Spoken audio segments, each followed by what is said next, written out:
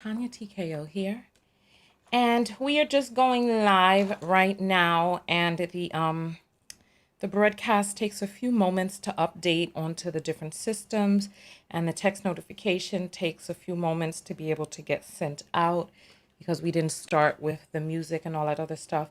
I am opening up the floor right now for people to be able to call in and ask questions or give feedback about last night's reading, etc., and be able to, come forward. There are some people who are commenting and needing further expounding or having things that they feel that they need to express about the reading.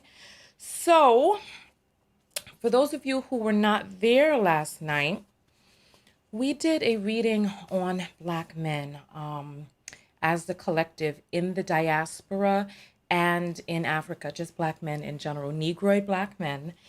And there were questions that were asked that people wanted to know the answers to, etc. Right?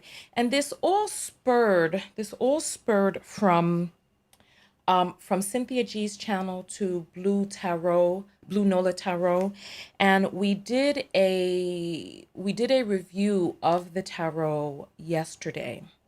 And when I was listening to the tarot on the panel with people, I felt that some of the answers were, how do I put it? I felt that some of the answers needed more depth, right? And I felt that doing a reading myself may expound upon or produce a different result. I was actually really surprised. There goes the text to the text notifications crew. I was actually really surprised that the answers were so similar. And I actually find that a little disheartening, actually, because I I don't even know what to say, honestly. I I'm gonna say this right off the bat, right? I can't vouch for any other reader. I can't vouch for anybody else's ability. I can't.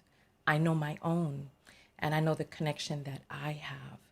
And I encourage any reader out there that if you are confused by any anything that was stated in my reading, I would implore you to go, if you're a reader, go and pull cards of your own with the same questions and see what you get.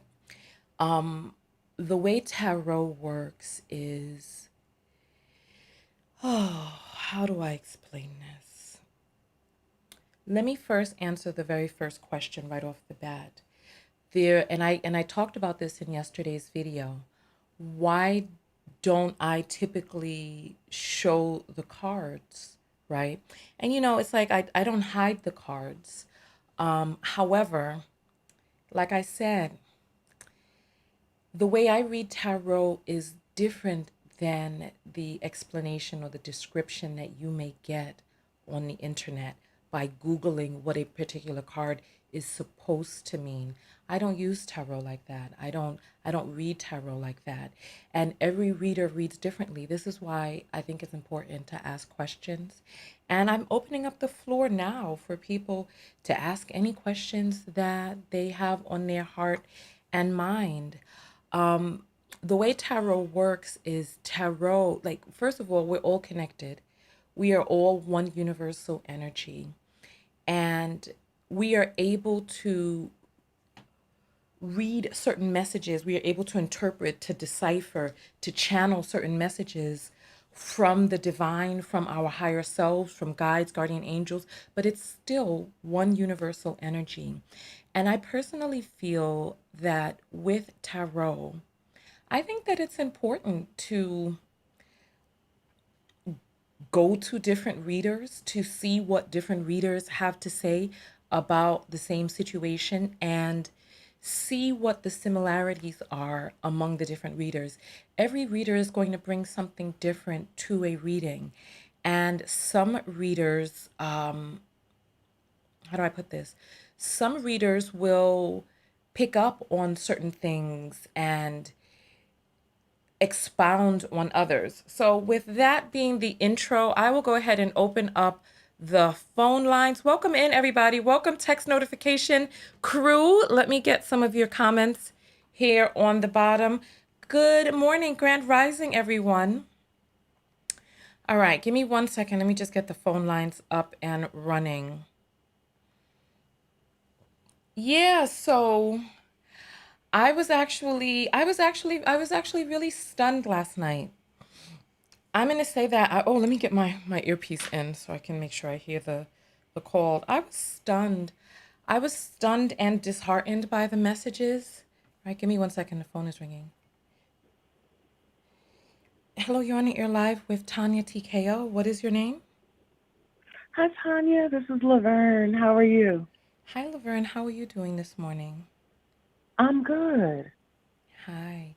So, what is what's your comment, your question, your feedback this morning? I just want to say I love the show. I love your topics. I just love you and your point of view. That's all I wanted to say. I just wanted to let you know how much I love you and how I'm supporting.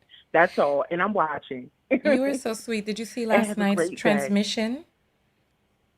I did not. I missed it. I'm an early riser because I have work in my 9 to 5. So, like, yeah, I'm up. I'm down early and up early. So no, I missed it last night. I have to go back and watch, but I'm not gonna Oh, miss it. okay.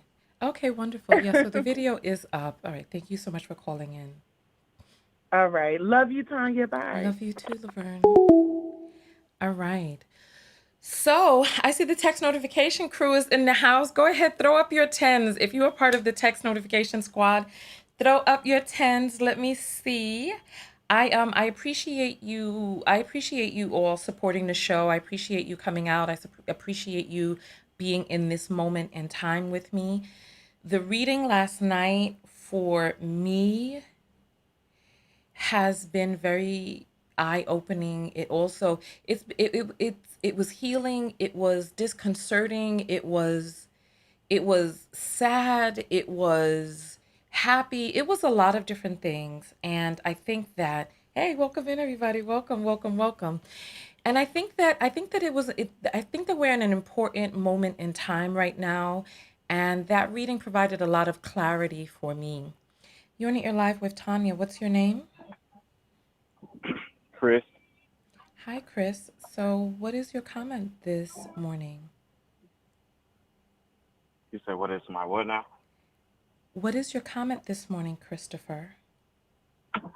Oh, I thought you was giving a little temporary, little short, free psychic live reading. No, we're discussing last night's broadcast, but thank you so much for calling in. Okay. All right. So, yeah, so the phone lines are open for people who want to discuss last night or ask any additional questions or get any type of follow up, etc. All right.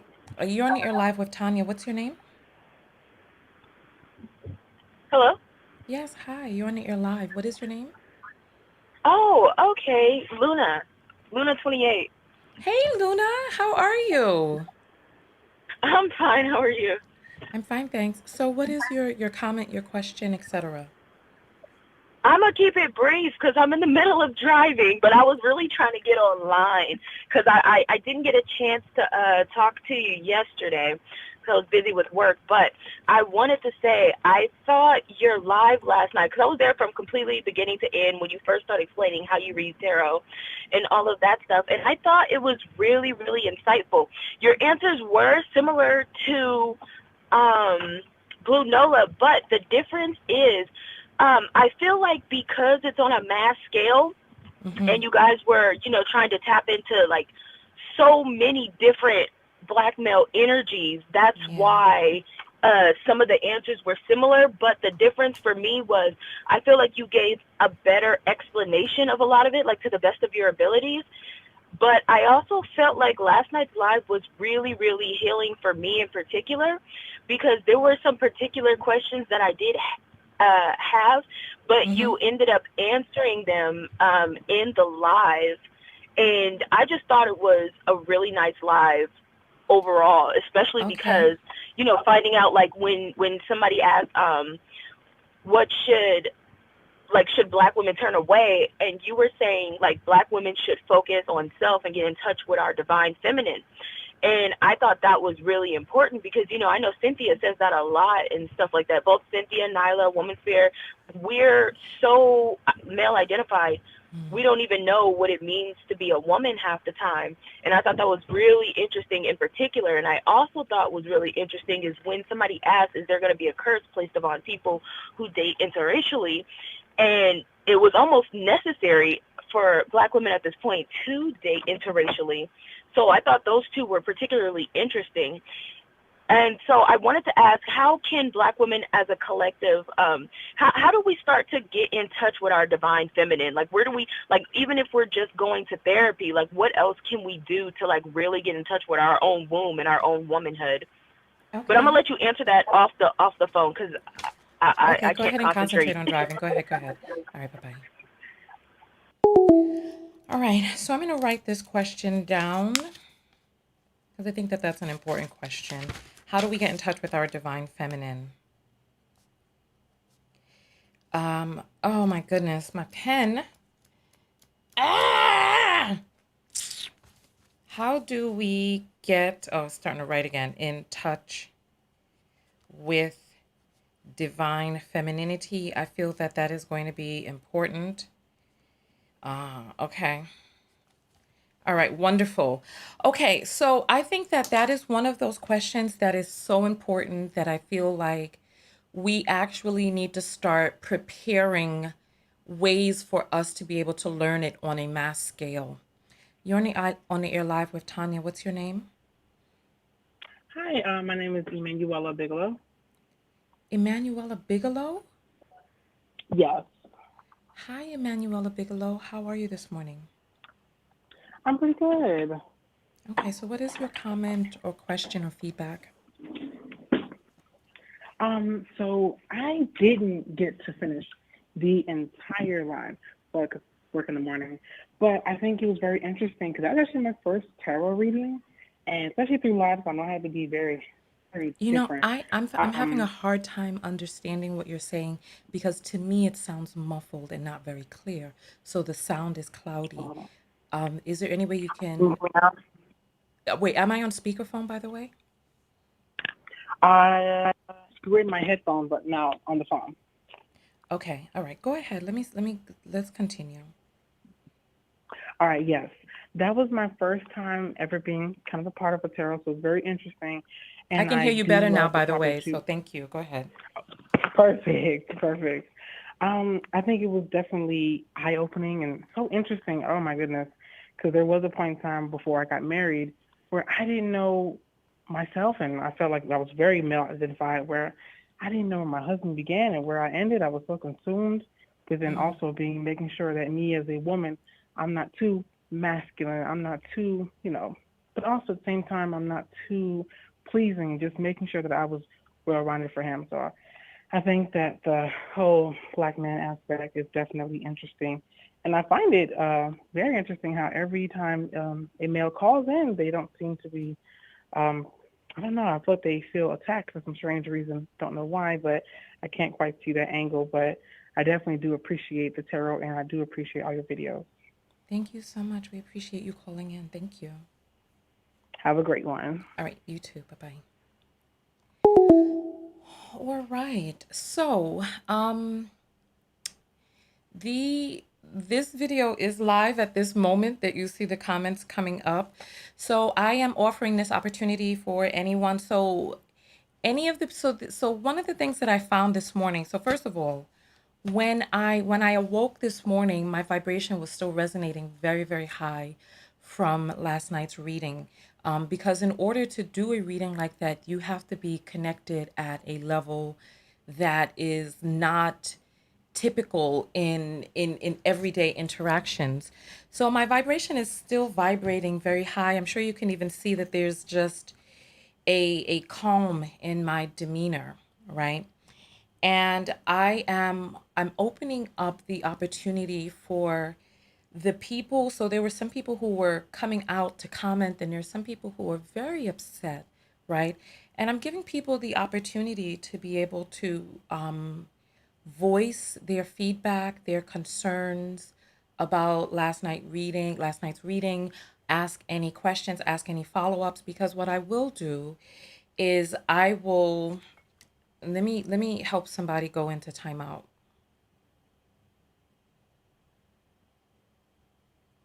All right, there we go. Sorry. There was no way to put the person in timeout, so they just had to get blocked. So that's that. So nonetheless, I lost my train of thought. Here we go. I'm going to answer the next call. You're on the air live with Tanya. What is your name? Hi, Tanya. This is Khadijah. Hi, Khadijah. So, Hi. what's your comment this morning? Okay, so I didn't catch your live, but I did go over when they was going over Nyla Cynthia was going over Blue Nola, and I was driving like 600 miles um with my load, and every time that there was something that like was very um eye opening, I would come across a sign or like a mile marker that would give me angelic numbers, like Mm. 444, or there'll be another semi that go past, and there will be like 777, 1111, and stuff like that. And that was kind of confirming some of the stuff, How and it was like, interesting. yeah. So I'm waiting until cause I'm gonna be driving tonight. So I'm waiting until tonight when I drive to listen to yours, so that I Mm. can get confirmation by the universe.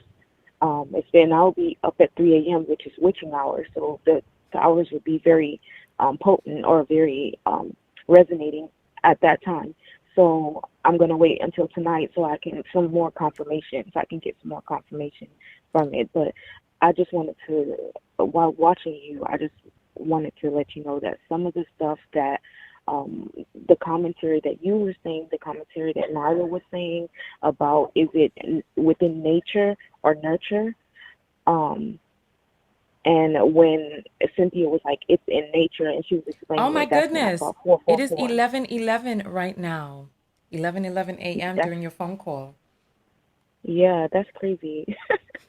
But yeah, I'm very spiritually inclined. So I try to, whenever I'm listening to you or something, I try to make sure that I'm grounded so that I can get messages from the archangels as well. Okay. Yeah, And that you was know all. what? I don't want to take up too much of your No, time. you're not taking up too much time, but thank you so much for calling in, and safe driving tonight. And Okay, I will. do Thank you. comment after you listen to the video. Okay, yeah, sure, no problem. Thank you. All right You then. have a You great too. morning. All right. Yeah, this is so interesting. So, oh, I remember what I was saying. I was saying that I'm going to use this video and take the link and just copy and paste it to anyone who has their comment that comes in today that they chose not to come onto this broadcast to address or to ask, because I'm opening up the floor now for people to be able to call in. And one of the things that I realized after last night's broadcast is how unpersonal to you other people's lives are. Like, we are all going through this journey of life, and we are all just traversing through it and attempting to figure out our own spiritual path and journey and our own ascension and our own navigation through this life. Each of us is on our individual journey, right? And it's very easy to sit by and look and talk about what other people are not doing, where other people are lacking, and how other people are affecting us, what they're doing to us, etc. And I think that it's really important to just not take these things personally, not not have other people's lives be some sort of faux indication of your own life. You're on the air live with Tanya. What's your name?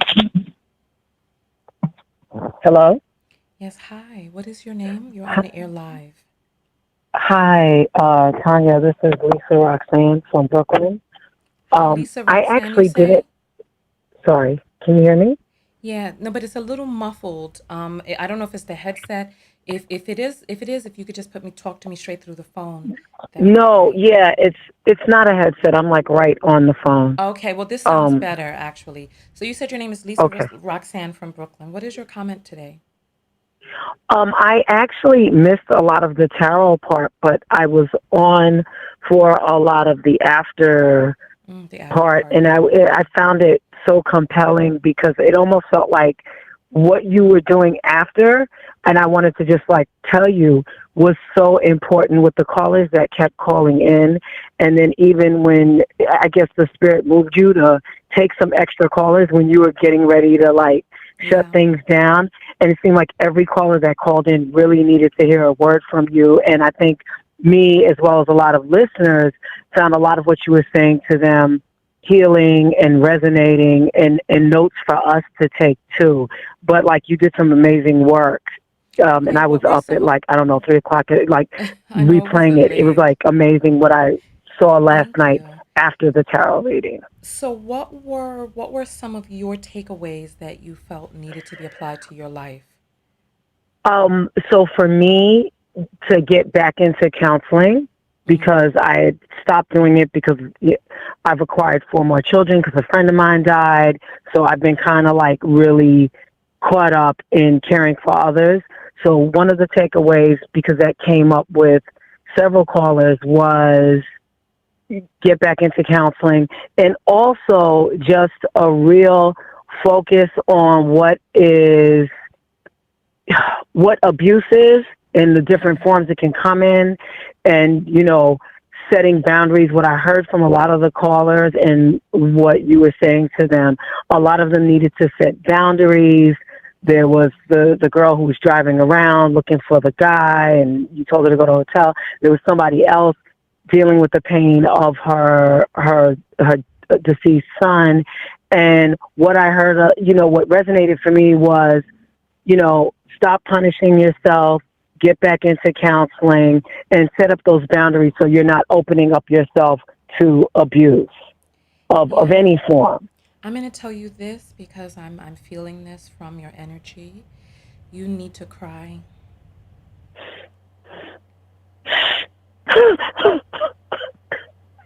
You need to let it out. Let it out. You don't even have to hold it. We're all here together, holding space for you. Let it out.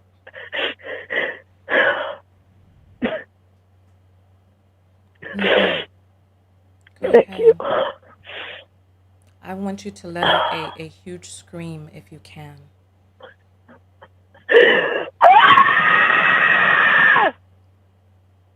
Yes.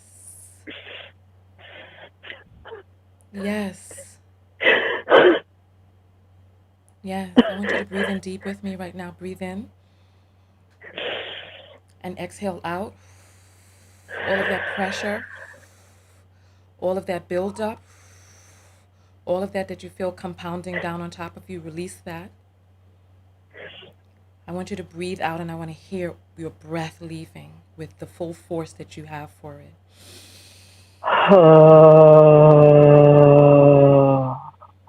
And again.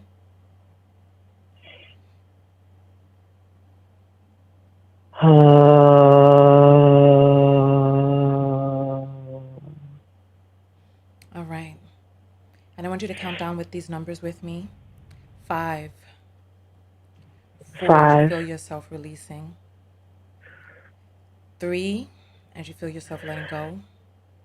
3, 2 as you feel the light and sunshine encompass you. 2, 1 as you feel yourself letting go. 1, And 0 as you allow yourself and release into the feeling of relaxation, calm, and healing. 0. All right. How are you feeling, my dear? Better, definitely lighter. Yeah, you must allow yourself to feel the emotions that you are feeling. You have to release them. This has been a long time coming. You are right. Therapy is necessary, and you are on the right path. You're on the right path. I want everybody to throw up some sunshines for this young lady. I want everybody to go find their emojis and go throw up some sunshines for her. All right? We Thank you. love you. Okay? And we're all holding space for you. And you're on the right path. Continue forward. You got this. Thank you. All right. Love to you, my dear, okay? Thank you. Have a good day. You too. All right. There's a little bit of a delay, so I see the sunshines are starting to come in. Yes, absolutely. Isn't it beautiful? I love that. I love that. That is beautiful. Yes, very, very lovely. Very, very lovely. Yes, absolutely. We need to do a retreat. We really do. We need to come out together and do some healing work, not as a matter of anything other than coming together and doing that healing work. That reading for me last night was shifting. It was eye-opening. It was revelating. It was so needed for me to do that. And I I don't want to say that I have regrets about how we came into that reading. You're on the air live with Tanya. I'm going to put you on hold for just a quick moment and I'll come back to you. Okay.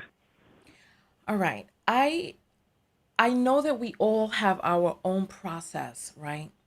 And so I do not want to say I have regrets because life happens as it happens. It took for me, being in a part of my ego that said, well, I need to do this reading myself because I felt that I would get different answers, right? And so I know that that was part of the process that I needed in order to be able to come into that reading. But please do know that that reading was life changing for me, that reading was focus shifting for me. And I needed to do that reading. I am happy that I did that reading. I have no regrets about doing the reading. It was meant, it was divine, it was in its right time, it was in its right order. Everything happened as it needed to happen. The reading and the phone calls after, and the phone calls this morning, and the revelations that I'm having right now, and the feeling and the vibration that I'm resonating at right now, and the changes that I'm going to be making to my life and to my platform right now were all needed. So if it was ego that brought me into that reading, there was a divine knowing that I needed to come into that reading. There was a divinity that brought me to that reading because I am shifted. I shifted last night. There was something about that reading. There was something about connecting at that broad of a scale that I needed to come into. And there are people who have their criticisms about me doing the reading, but I have no regrets. I'm happy that I did the reading. It needed to happen. It needed to happen as it happened. My eyes needed to be opened in the ways that they were opened, because my question here is, where do we go from here? What is our next step? What is my next step to assist you in the next step? And so I'm happy for everything that led to where it is that we are right now. I feel a shift. And if you feel a shift too, I want you to put up 444. I'm going to put these comments up. Okay, you're on the air live with Tanya. Please tell us your name. Hi, it's Tiff. Hi, Tara, Sorry. Tara. Tiff, Tiff, like Tiffany. Oh, Tiff. Okay. All right, Tiff. Yeah, someone You know else what? calls in as Tiffany, so I like to say I'm Tiff so that I can Okay. differentiate myself. Okay. All right. Wonderful. So you're here on the air live with us right now, Tiff. So talk to me. Tanya, oh my goodness. I initially was not going to call in, I was just going to listen. Whew. But that last caller, Mm-hmm. everything that she said, I felt. Mm. And I understand that I'm an empath, but it was more than being an empath. It was about relating to her. Mm-hmm. And, I didn't get to watch the full reading because I didn't get the notification in time. And my schedule was super crazy yesterday, but I did watch until I realized that I fell asleep. Okay. All And right. then I realized I didn't finish watching it. But I did want to say some few points. The first one was I did join you. I did do a psychic reading with you a while back. It was like a call-in type thing, and I was super new. And it was just crazy to me how you hit the nail on the head without even feeling, I don't know if you felt my energy or not, but you hit the nail on the head at that point. And that was all the confirmation I needed to be able to trust a quote unquote complete stranger on the internet, of course, vetting you, but also, getting your energy, because it's not only about your intellectual qualifications, it's about the other things that you cannot see. Well, some people cannot see. And I just wanted to put that out there. I know you don't need any confirmation, but for all the viewers who might have any questions, no question at all. Also, I do think that please do this retreat, because the way you told her to start screaming and the tears started flowing and I was instantly connected is something that I know we all need. That scream she let out, man, she let that out for a few of us. I know there was a few of us in there that's me too. Yeah. And I do, want to just say thank you to her for being brave enough to not be disingenuous and to actually really honestly genuinely feel what she feel and be able to express it. Also, when the other caller talked about separating, you're not separating, that was my question really, about separating from masculine and feminine energy. And it's a little hard for us that went from anger to sadness in regards to the men in our peripheral, in our vicinity that we've been around. Because like you said, when anger is a good feeling, is a needed emotion, because in anger there's action. Yes. And I'm struggling between anger and sadness when it comes to our men of color, because when I think that we're getting it, then I'm like, girl, yeah, I don't know. And then the sadness comes in. And then it's like this back and forth.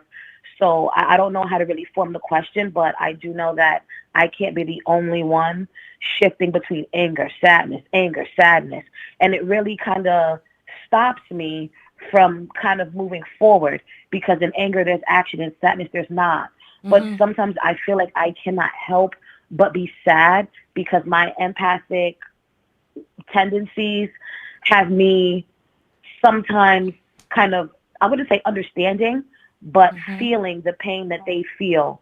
And even though they're acting out in a way, their pain is painful. And it's kind of like, I'm not a mammy, so I'm not going to sit there and cape for them. But I hate that I have to feel their woes. Like, it's such an annoying feeling that then I switch to anger, because it's like, I don't want to feel your pain, because y'all not feeling our pain. Yeah. Well, you know what? Y'all just out here. I'm going to give you a secret. You have Yeah. control over what it is that you feel. You know, every human being is an empath. Every human being is empathic. You know, some people have learned to tune it out. Some people have learned to shut it off. And Hmm. I gave the description in the beginning of the video yesterday when I talked about how, when it came to my own abilities, that I needed to shut it off from being there all the time, you know? And so Hmm. you have the ability to shut off your empathic connection, to limit it, because you Mm. can make yourself sick, you can take on Yeah. other people's illnesses. So you have to Yeah. create a one-way flow for certain things, or you have to create a barrier. You can create spiritual boundaries. You are in control of how you show up in this life. And so if you do not want to take on other people's feelings and emotions, just don't take them on. Create that shift inside of yourself. Absolutely. Thank you for that. I'm working on it now. And I also wanted to point out that I might too have been slacking on my therapy. Mm-hmm. Got to get back on that.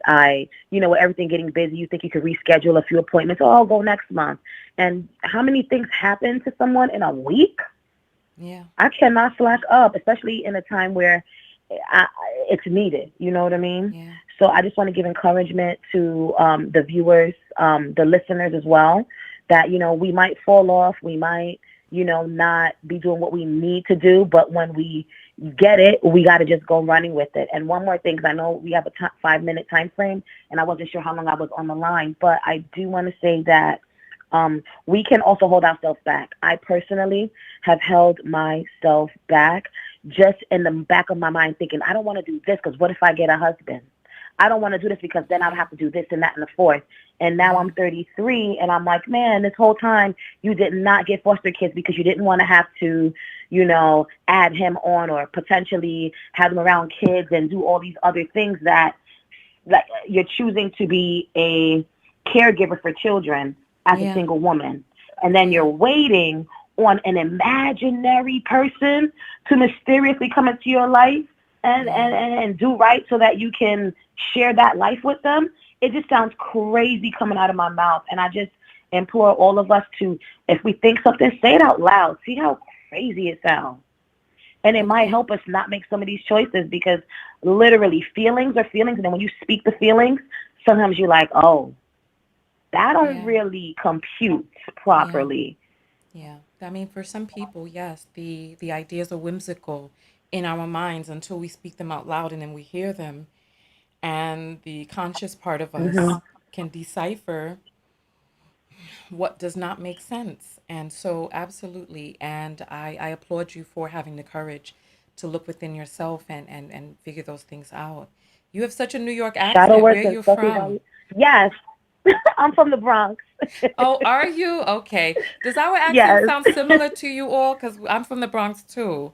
Which part of the South Bronx are you Bronx. from? Really? Okay. Yes, yes, yes, yes, yes. I'm Yes, from the Southwest. 156. Yes, Okay. All Fox right. Street, Southern Boulevard. My family was on Hoe Avenue, Oh, 174th, didn't all you that. hate the name Hoe Avenue growing up? People in their jokes, right? Yes, and my cousin lived right around the corner on Vice. So Yes. Okay. we were like, you Yeah. go in a Hoe Avenue or Vice? I'm like, I'm going to the Boys and Girls Club. Why are you playing with me? Exactly. Exactly. Exactly. I got to listen to this broadcast back again to see if we have, similar accents, because you sound so New York to me. All I've been right. out of New York for a while, but the accent is going nowhere. How funny. People say we sound different. I mask my accent on broadcast because I just I do at mask my work. I accent. code Yeah, switch at okay. work. I try, and they're like, "Oh, you sound very," and I'm like, "Yeah, you haven't heard me when I first wake up in the morning. I almost sound like, let me just relax. Let me not say, but You're so funny. You're I too sound much. different." How funny. Well, you know what? Thank you so much for calling in. We love you. Thank you for all you do. Thank you so much too. Thank you. Bye-bye. All right. How funny. I'm so happy for this phone call today. People are saying you sound hit Someone says I'm not looking too too good today. Actually, I look very beautiful and very at peace. You know, one of the things that I wonder about is the compulsion for people to try to impose their views or feelings onto other people and wonder how. I mean, listen, if you all see the beautiful glow, the natural just beautiful glow that exists here today, I want you to just put up the number 2. If you see that beautiful glow emanating from me, put up the number 2, because I see it, I feel it. I'm vibrating so high today. You're on the air live with Tanya. What's your name? Good morning. My name is Gina. Hi, Gina Gina. Good Barnes. morning. Good morning, Hi. Gina. hmm Hi. We have one question. Well, we're talking about last night's broadcast from the Black Man Tarot. So we're asking questions or Oh, following up about that broadcast. Did you have a question about it or feedback? no, I didn't. I'm so sorry. I just tuned into you today. I tune in periodically, and no, I didn't catch that show. My apologies. Okay. Oh no, it's quite all right. It's up. You can take a look at it now. Thank you so much for Okay, I calling will. in. All right. Bye Thank you. bye. Bye bye. All right. So that is that. So yeah, I feel refreshed. I feel relaxed. I feel like I'm vibrating so high. And people are saying that this person should get a block party. However, you know, people who were coming here who felt drawn to the broadcast were drawn to the broadcast for a reason. You're on the air live with Tanya. What is your name? Hi, hi, Tanya. My name is Valerie. Hi, Valerie. Can you move your I'm mouth back a little bit from the phone? It's sounding muffled for me. I'm too far. Is this better? It's still a little muffled for me. Are we on a headset? No, I'm not on a headset. What about now? It still sounds the same, but let's continue going forward. What is your comment today, Valerie, right? Yeah, I just Mm-hmm. wanted to say I was listening, well, I guess to one of the fellow ladies in the chat box, and she had posted something like about emotional vampires. And I think that's something that we also have to all be conscious of, like people who tend to try and leech off of your happiness, like something that I've noticed as generally, like as a happy person, I'm generally a happy person. And I've come to realize like sometimes we look for projects to try and fix people. Mm-hmm. And sometimes in looking for those projects, we gravitate or we pull people towards us that are going to consume our happiness. I Yeah. think what we have to realize is like when we come together with another person, they have to be internally happy and they need your internal happiness. And then you Yeah. have to reverberate off of that. So that's Mm-hmm. one thing for me because I was married for like 17 years officially. Right Mm-hmm. now I'm separated. I've been separated for 3 years. And I still live with my significant other or my ex-significant other in the house. And I look back on some of my relationships and I realized like I had a lot of projects. Like people was like, it's okay, like, they're gonna get better. And that's Mm-hmm. something that I'm definitely not trying to do. And Mm-hmm. also, I think as women sometimes we have to realize like we're not really alone. Mm-hmm. I think the idea of being alone or thinking we're alone always makes us want to try and like force ourselves into these relationships Mm-hmm. with men. Like I was watching one of your old videos about the girl that had the cancer and then she got into a relationship. But really like we're not alone. Like I told somebody the other day, like, I'm not alone. Like I have a big family. Like how you Mm-hmm. said like you had your mom, you had your dad. I have a big family. I have mom and I had dad. I have cousins everywhere. And I realized like I have a lot of relationships. And like for me, I always say like a relationship is someone you're relatable to, right? So the Mm-hmm. word relationship has relate in it and a ship. So for Mm-hmm. me to relate to that person, for us to get across that ship and create a connection, we have to be relatable, right? You have to want to relate to me and I relate you to you. But if we are not relatable, then we can't create that relationship. And I realized like I have like a lot of relationships. So why am I trying so hard to try and create relationships with all these people that don't want to, or not don't want to, but that don't align with me? Because I'm Yeah. not going to try and force you to align with me. Right. right? So So sometimes what? it's good to So just so like so live in so the bottom moment. line, bottom line. Mhm. What is it that? What actions are you going to take now? What shifts are you going to Well, make? What are you going to do differently? what I do differently now is I'm kind of I'm living my life in what I'm living my life. Meaning I'm not trying to say, oh, I want to be in a relationship with a guy or not. If it comes, it comes. If it Mm-hmm. doesn't, it doesn't. I definitely don't want anybody to come into my fleet and destroy my fleet. Like I have a fleet of Yeah. people around me that Yeah. are good to me. My parents, my brother. So it's like for me, like if you're gonna come into the fleet of the ships that I have, you're not going to destroy my arsenal. And anything that's going to come and destroy my arsenal is not acceptable for me. And Yes. I think keeping your standards. Like Mm-hmm. sometimes we bring down our standards to meet people a certain place. But Yeah. for me, I realize like there's thousands of men in this world. Like, I tell people like when I think about it, I'm like, there's millions of men around the world. Why am I killing myself for one or two people just to have like body heat next to me? Like Yeah. that's irrelevant. Like A it's a person with waste a of time. And when penis. you realize like men are being born every second. Okay. So why Well, are you you don't tolerating like necessarily want to certain start things for dating the certain ones that are people? just born, though. But What'd you say? I said you definitely don't want to start dating the ones who are just born. But we see what you No, not the mean. ones that are just born, but like, population wise, like Yeah, I'm literally just China joking. has like what, 10 million more men than women. And actually to be quite honest, there's even consequences. I don't know if men realize that globally, not just black men, there's consequences to some of the things that they've done, like, Of um, course. femicide and killing women that they're suffering for that maybe certain different populations of men are learning from that they didn't, that maybe ours have not learned from yet. You know Yeah. what I mean? So like the options are so vast. Like for me, Yeah. I always say like I'm not black man loyal. I'm loyal to what's good for my fetus and for my future. If you're Yeah. not part of that, then I'm okay with you not being in my space. I can't Yeah. allow anything that's going to destroy my emotional state. I literally I literally was married for, like I said, 17 years, and I was in one situation where I was literally in a psych ward, like one time, and I was like, I'm never gonna let that happen to me again, ever. No Mm. one's ever going to destroy my emotional sanctity, like, Mm. and I put sanctity behind that. There is no one that's special, nobody, and I'm not allowing it. Period. Yeah, That's just how I feel. And my absolutely. mother said one other thing to me.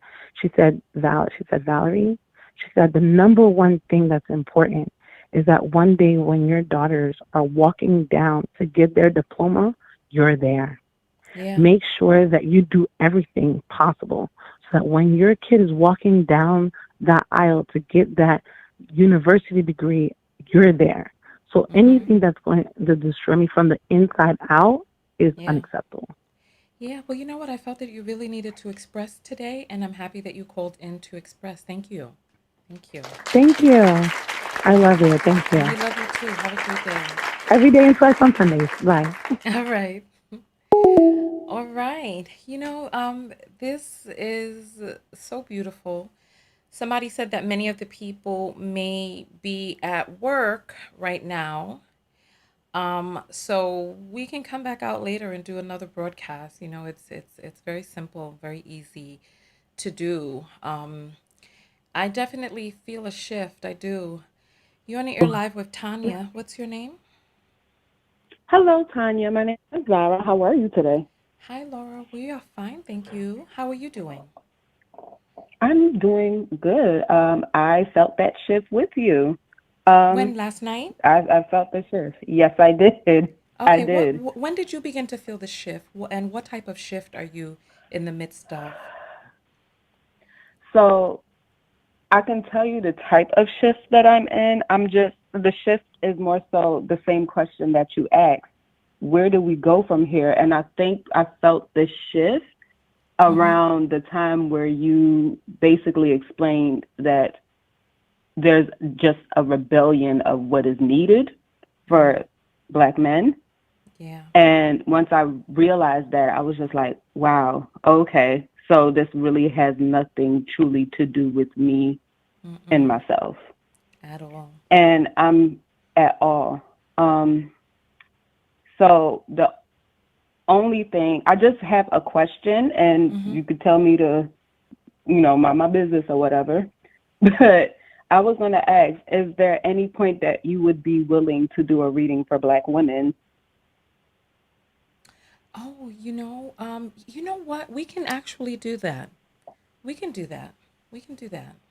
You know, I'm still, resonating at a high frequency right now. So absolutely, we can do that. I need to see whether or not it's something that we can do tonight, because I do feel that there are answers that are needed, and I would love Yes, to do that. And right now I'm thinking about why I've never done a retreat before, and I think that the time is upon us right now to create a space for healing's sake. And yes, part of what has stopped me in the past, and I see, and it's like I can see outside of myself in the circumstances when I wanted to do a retreat, and I wanted to make sure that people got their value for the money, that I wanted to make sure that people, that it was, however, there was just so many other things on my mind. And now I feel different this morning. I feel that we can do a retreat just for the retreat's sake. And one of my yes, concerns was, doing a weekend retreat is expensive to book the places. And to there's always this pressure to have to be able to earn enough to cover the cost of the rentals and this and that. And where it is that I am right now, I'm like, I'm not going to worry about the money. I will put up the money, and what is meant to come back in will come back in. And I just, my focus now is on the healing aspect. And so doing a tarot reading for Black women, this is definitely something that can be done. Thank you so much for asking. no problem. And I also wanted to add the other feeling that I just processed it. Um, I did wake up this morning feeling lighter. Everything felt clear, and everything also felt quiet. Yeah, I understand what you mean.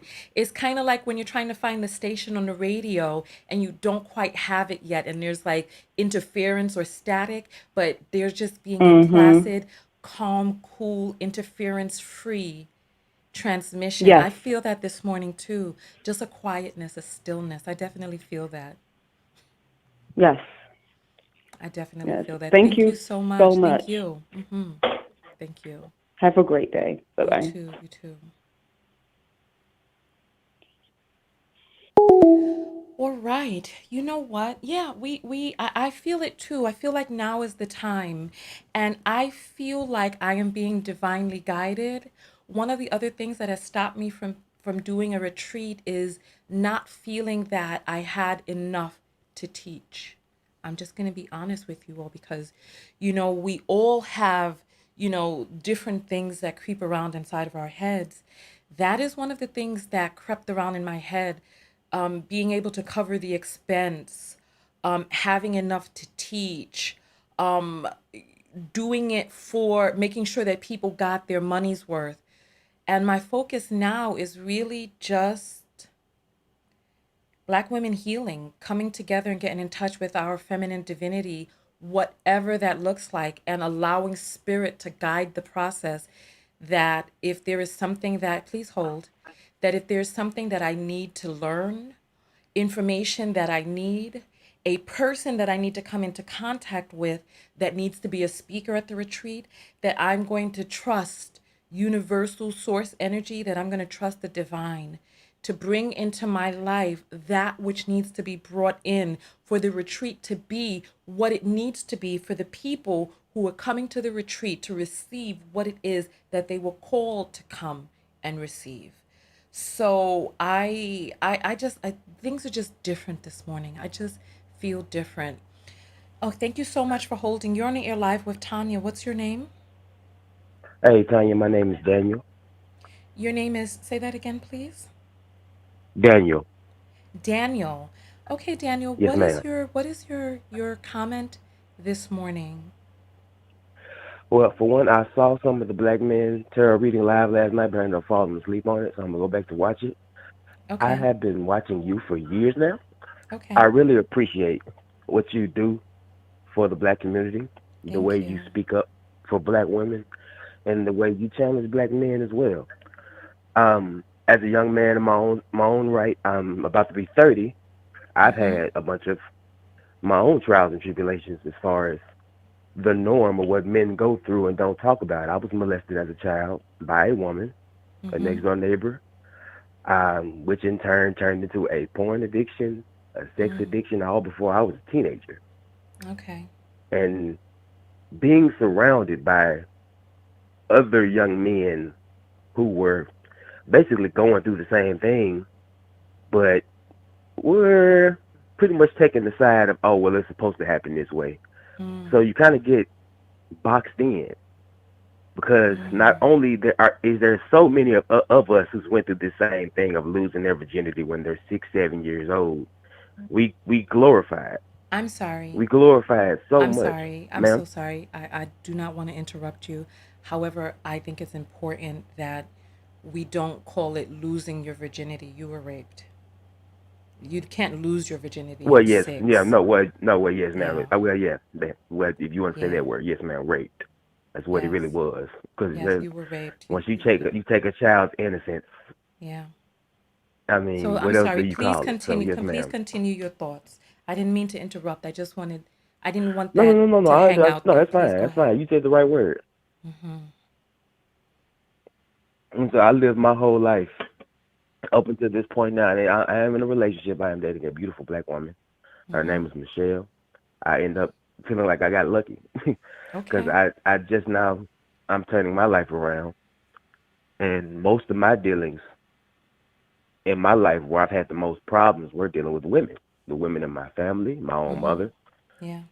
cousins, the women I was just around growing up, consistently changing schools or whatever. And I just really feel like that us as men, we got to be real with ourselves. We are not being Yeah. real with ourselves and taking the dynamic of the Black community for what it is right now. We are at a standstill. If not a standstill, we are at a regression period. Yes. And I really feel like that this is the time we got to get our heads out of our asses. We only have so Mhm. many more years of being at the bottom before we're not even on the totem pole anymore. Yeah. Yeah. Absolutely. Absolutely. So what was some of your takeaways from you said you fell asleep. How far into the reading did you fall asleep and what Oh, was it your wasn't even takeaway? 10 minutes. It wasn't even Oh 10 my minutes. goodness. You We know what? ate My and then voice we. is soothing.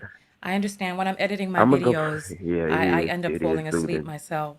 So I understand that. So go back and watch it and then I'd love for you to comment and leave some of your feedback on it because Yes, I ma'am. think I your definitely feedback would will. be important.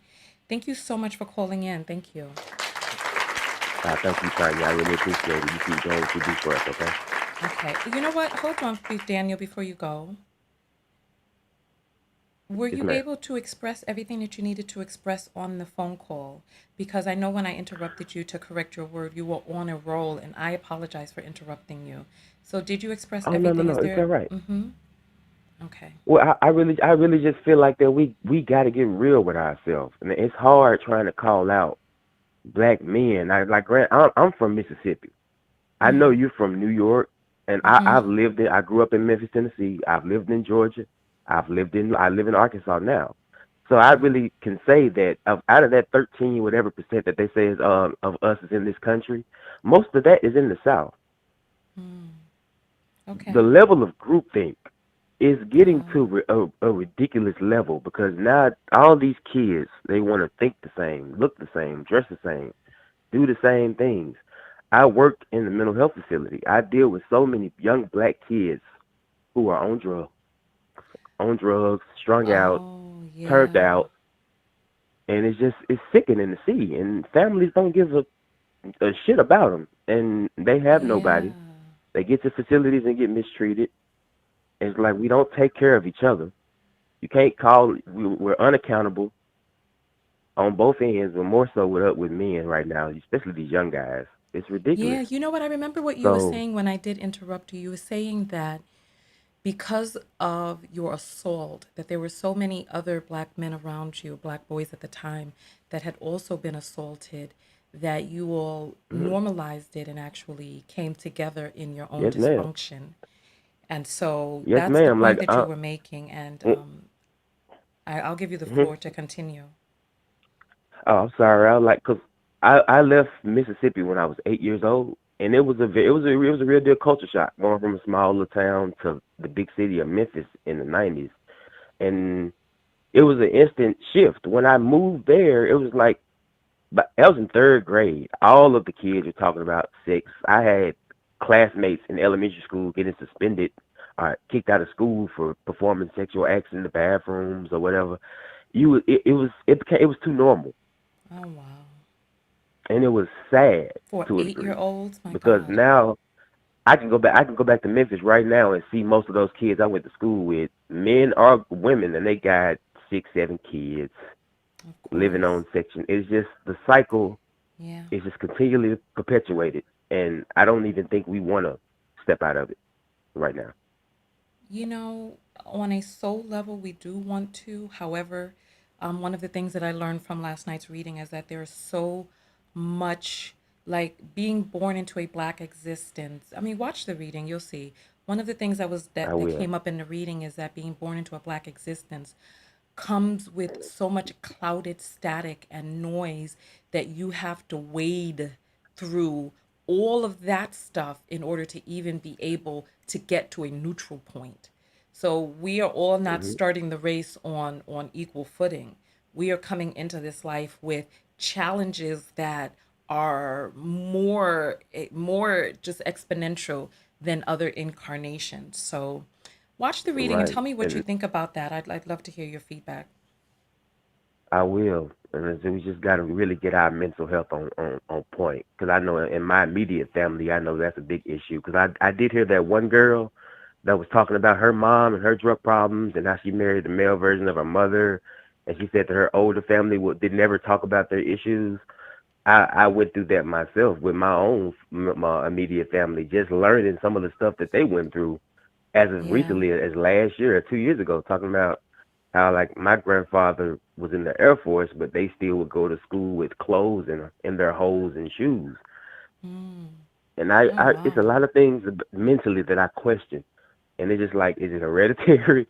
Do I need to get some extra therapy just to kind of keep things in check? And I just wonder. And I just look back at slavery and the things after slavery, of the conditioning and other trauma that we went through and the shit that we put ourselves through. And it's on a soul level, like you said, we really got to just take it for what it is. It's a spiritual debt.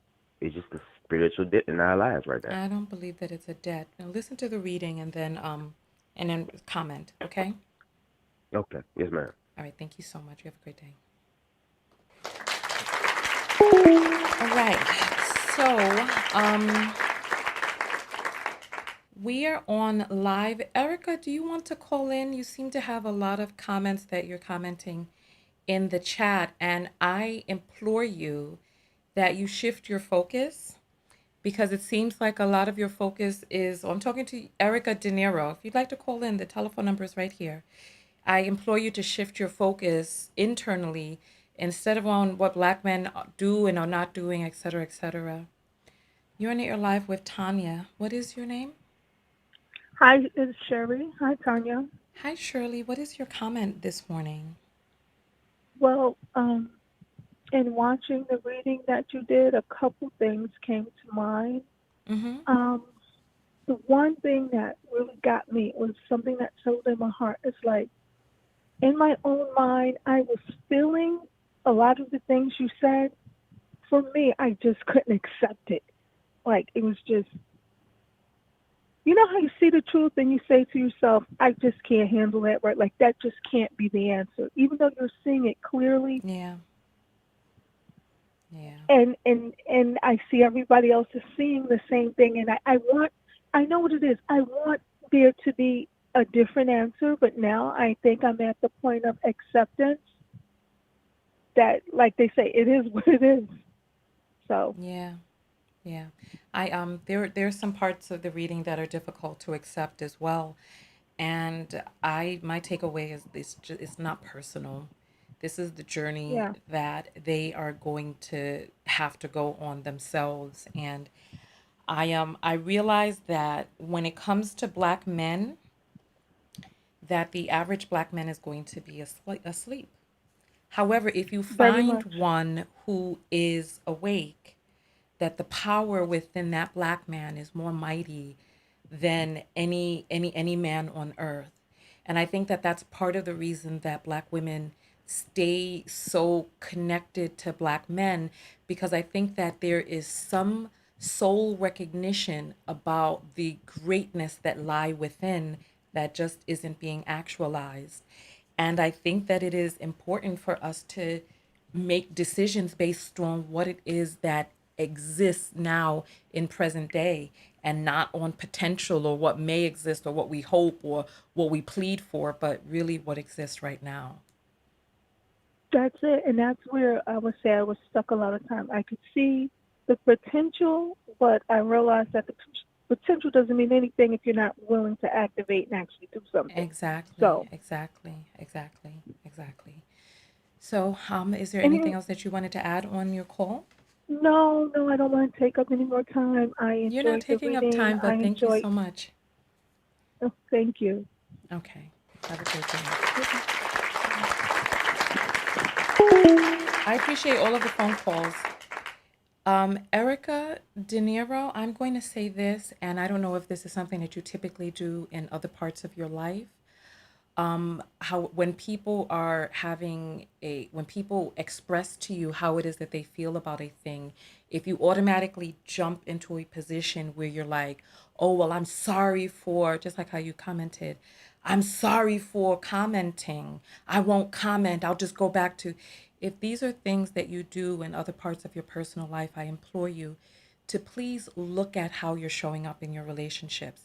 That tactic is actually a tactic that is manipulative. And a lot of us learn these tactics from our parents, from other people who were also manipulative. And when we exude this out, we are exuding a behavior that we have learned from a manipulative person, but it's just normal to us. And I implore anybody else that has a compulsion that when someone speaks to you, that your defense is to jump into over grandiose surface apologies that really don't address what the person is actually saying. I want you to please look within yourself. Please hold. I want you to please look within yourself and see that manipulative tactic for what it is, and see whether or not there is a space within yourself that could stand for to be looked at. And I'm saying this with all of the love I'm hoping that you can feel from these words. It's okay if you can't call in, that's fine. However, this is an opportunity for self-reflection, and we can all take time to reflect on self. And this is what I'm saying. And I want us to take to, because people do that.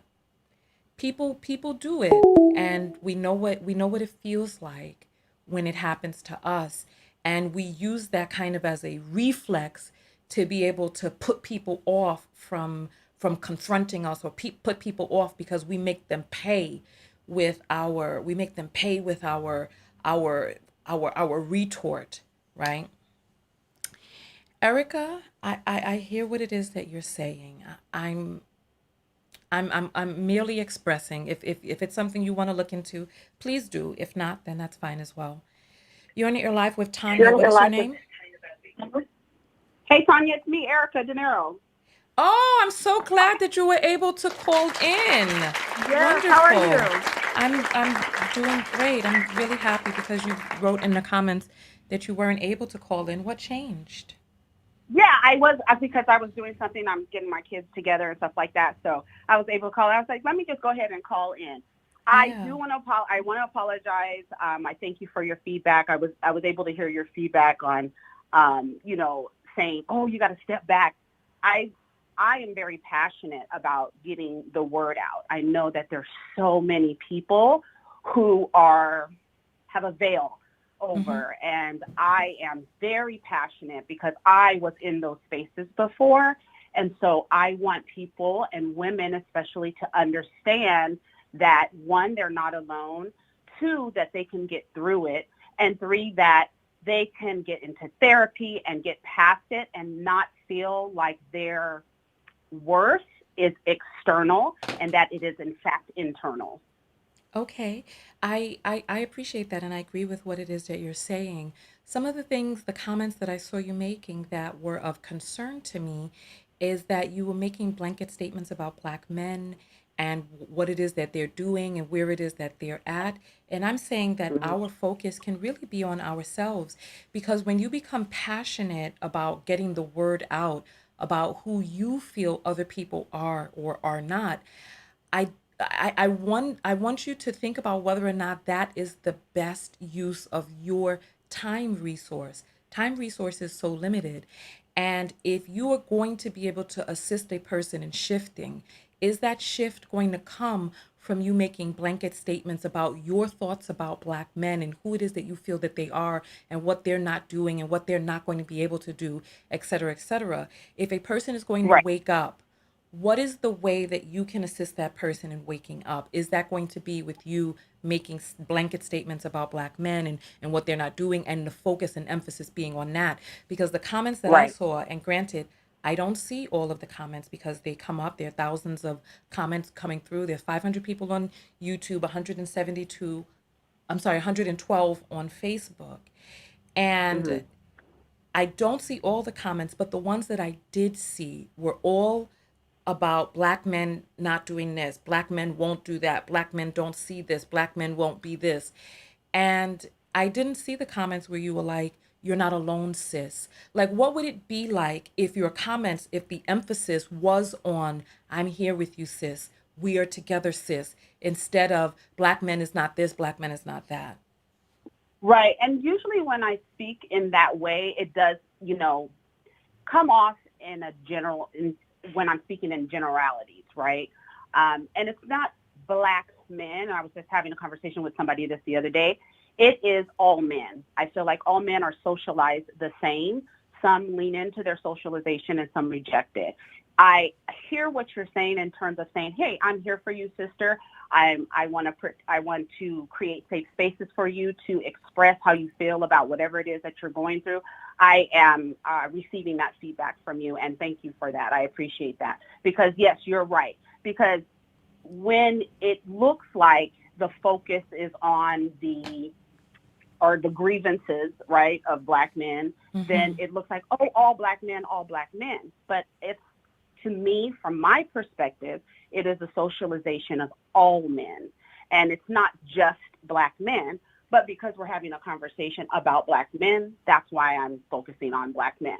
But I feel, and from my observation, experience, and statistics, see that it's a socialization that a lot of us need to reject. And so what I'm speaking to is kind of, probably I have to change. I'm sure that I do have to change my approach in some ways, because it stood out to you and you saw, like, okay, this is, it.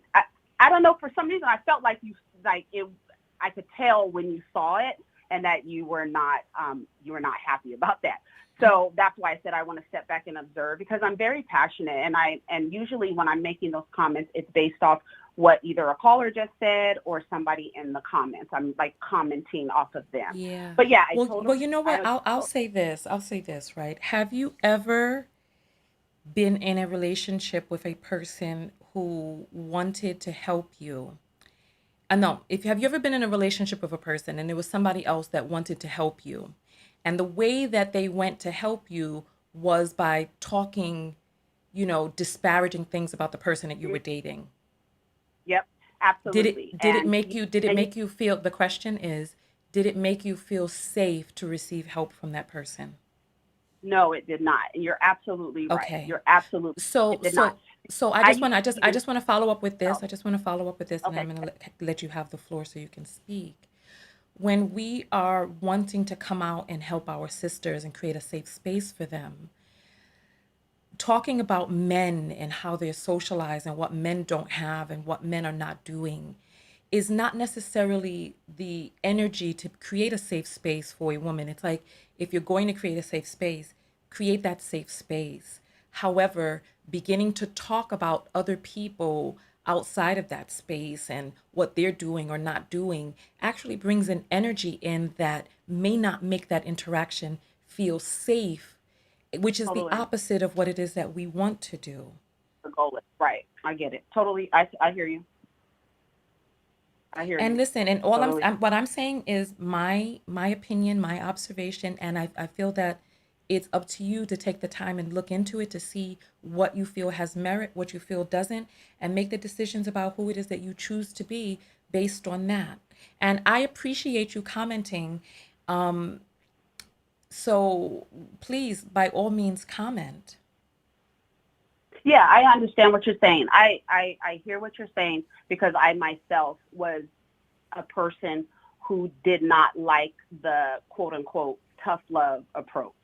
And I think that's where I come from. It's like a tough love approach. Like this is what it is. But yeah, I probably need to take a softer approach, and I completely understand. But I'm so passionate about women understanding that their validation is internal and it's not external and it's not outside. It's not the man who is going to complete you. It's you who's going to complete you. And that's why I'm so passionate. So I didn't want to, create any kind of discourse in the comments. That's the reason why I said I'll step back and just observe, because I want to, I'm just so passionate. That's just what it is. I'm just so passionate. But I appreciate you taking my call, and I appreciate having this discourse with you and having this conversation. And I will take your feedback and listen to what you say. I know I probably need to take a step back and look at my approach, but I appreciate you. Thanks.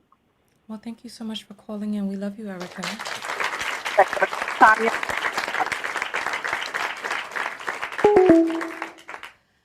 All right. So I feel like I feel like we're nearing the end of this transmission. However, I feel that there's one more caller that needs to call in. And so we'll hold space for this person that is going to call in, and just keep the lines open for them. I am going to make some phone calls today. I'm going to actually feel it in my spirit for where it is that we need to do our retreat. I'm thinking about doing the retreat very soon, maybe like in the next few months, because it's going to get a little too cold soon to be able to do a retreat a little later in the year. So, you know what? That right there is an affirmation. I don't need to, I just need to leave myself open and available to what and where spirit guides us to have a retreat, because in the United States there are certain parts that may get cold, but if I allow spirit to guide us, we will all right. You're on the air live with Tanya. What is your name? Hi, Tanya. My name is Anaya. Hi, Anaya. What a beautiful name. What a beautiful name. Thank you. How you doing? I'm fine, thanks. So what is your comment this morning? Or it's afternoon now here. Right. I wanted to ask you for some sisterly advice pertaining to forgiveness. I've gone through so much in my life that I've had a family that was kind of pushed back against me speaking my truth in order to protect, the perpetrators in my family. So Okay. I've had to learn how to kind of ruminate on those thoughts and actions to kind of prove my point whenever it would come up. And now I'm having a hard time releasing it. And I'm starting to see that in womb issues and all of that, and just a lot of distrust and feeling on edge 24/7, especially around men, specifically black men, because that has been my specific, abusers in life. So I wanted to know, how can I release this for myself? I keep kind of thinking if I release this pain, I'll be vulnerable to any attacks, or I'll be susceptible to people, taking advantage of my kindness, my love, because I'm a very loving and nurturing person. It just makes me feel good. But it's like I don't want to go back to that place where it was like I was loving on the wrong people and eventually got punished for it, for lack of a better term. Yeah, so one of the first things that I'll say is, have you had a chance to take a look at my website? I have a hypnotherapeutic journey on forgiveness is specifically because I know how important forgiveness is to the whole entire process of stepping into self-love. That forgiveness is paramount. You've got to release the past. Have you had a chance to take a look? The MP3 is on sale right now for $29.99. It Yeah, it's an amazing MP3. There are people here in the comments who have gotten the MP3, and so you can ask questions about what it did for them. But forgiveness is for you, and forgiveness is so necessary. And you remember how, like, we were talking on some of the other phone calls about, well, on one of the other phone calls about, like, the station being tuned, and just waking up this morning with such a lack of noise, right? When you have things that you're not forgiving hanging on around you, there's an ever-present noise that exists that you don't even realize is there. And so it's important for you to let that stuff go because it's polluting. It pollutes your experience, it pollutes your life. And so you've got to release that and you've got to figure out the ways that you will release it. And I have a tool available for you that's very inexpensive that will help you and guide you on the journey. I am a certified clinical hypnotherapist, and the Forgive MP3 is powerful. I help you go into 3 layers of relaxation in order to be able to get the depth of change that you need. I invested in becoming a certified clinical hypnotherapist because I wanted to be able to help people make change. I don't want to say instantly, but for the effects of that change to begin instantly, if you understand what I'm saying. Because you may need to listen to the MP3 a few different times and go through the process for different people, and just allow yourself to go through the process and see what comes up for you. Black, can you post the link for the Forgive MP3 inside of the comments, please? So that we can get people who need to forgive a link to the MP3 so that they can just go there and get it and do it before today is out. Like some people have said, my voice is very soothing, so you don't have to worry. You will begin to feel sleepy. You will. Oh my goodness. We appreciate you calling in. Was there anything else that you needed to add?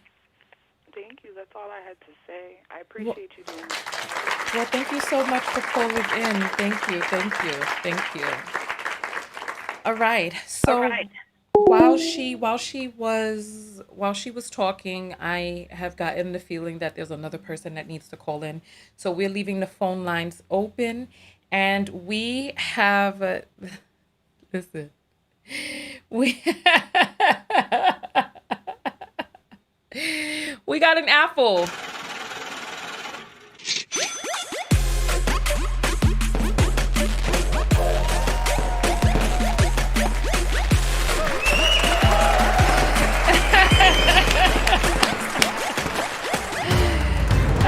Goodness. Give me 1 second. You're on the air live with Tanya. Hold it for just one moment, please. Okay. All right. All right. So Renee Pope has sent $50. Thank you very much, Renee. We really appreciate We appreciate the love. She says that she sends it for love. So thank you. We love you too, my dear. Thank you. Thank you. I'm really appreciating all of the outpouring, and I haven't played any of my musics and stuff for the broadcast, so it was nice to be able to get that in. Thank you. Thank you. All right, so let's join the call in progress. You're on air live with Tanya. What is your name? Hi, Tanya. This is Angela. How are you? Hi, Angela. What is your comment this morning?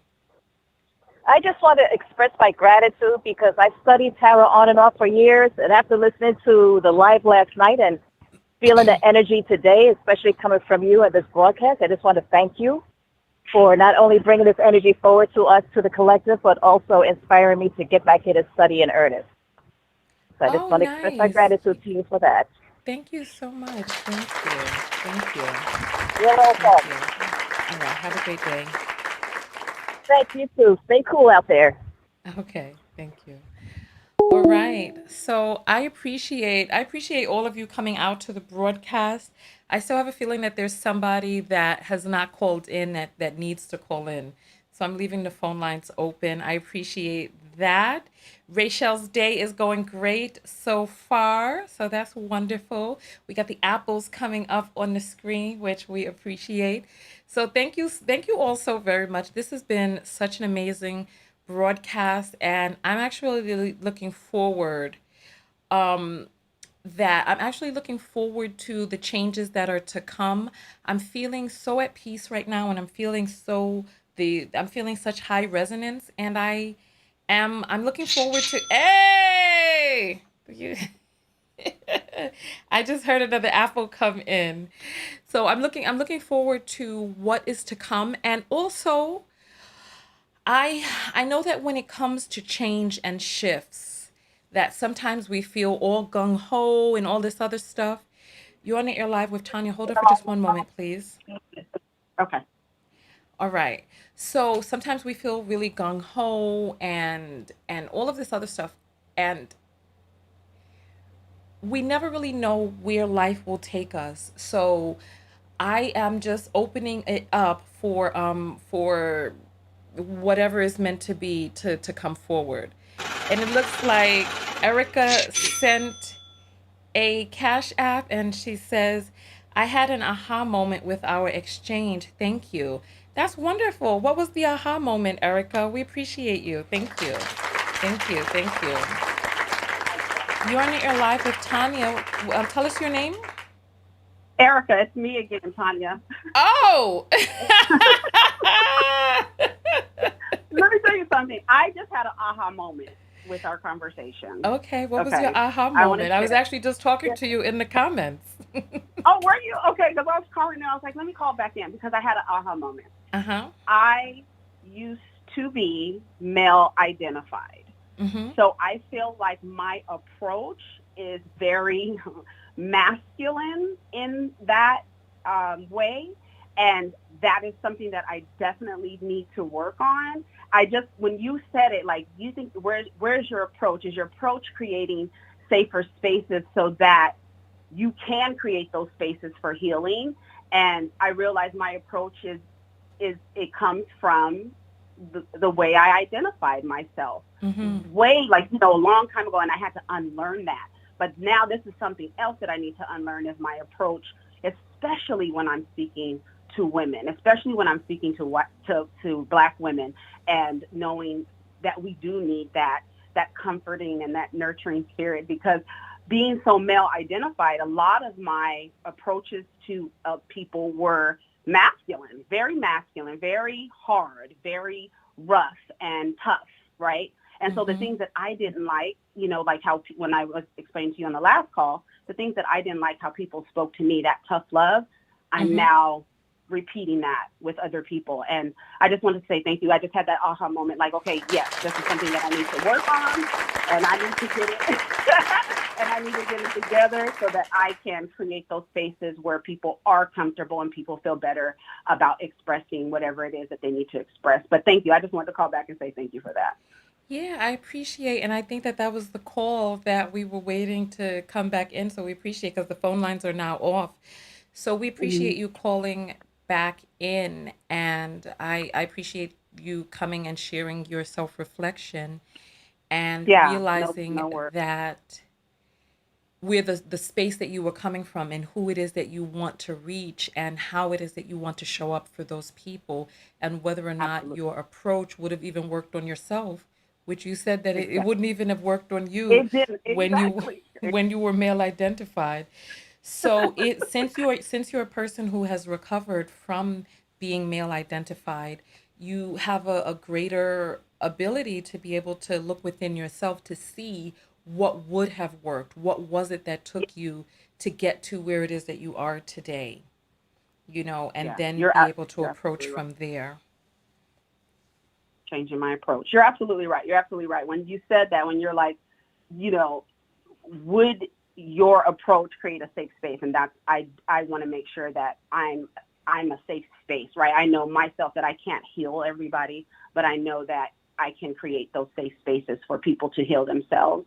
And you are creating those spaces, and I think it's wonderful, and I appreciate you. I'm always in your chats, always, always, always. You go live, I'm right there, because a lot of the things that you say resonate with me, but our exchange needed to happen because that's something that I definitely need to work on, and I am going to work on it, and I wanted to thank you for that. Yeah, okay. And we appreciate that. And one thing that I want to just follow up with saying is that I'll start out by saying this, right? I don't always create a safe space for people. Sometimes we are having very base level fun on this channel that isn't always Right. a safe space.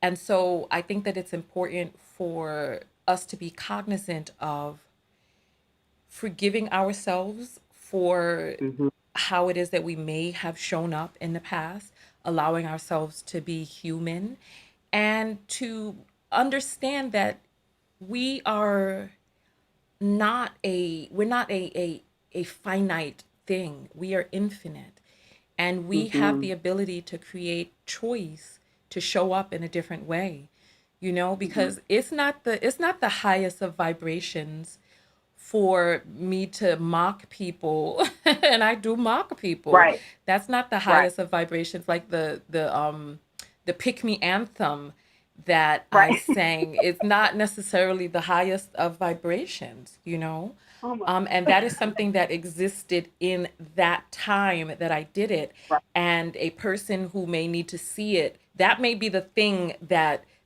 jars a person.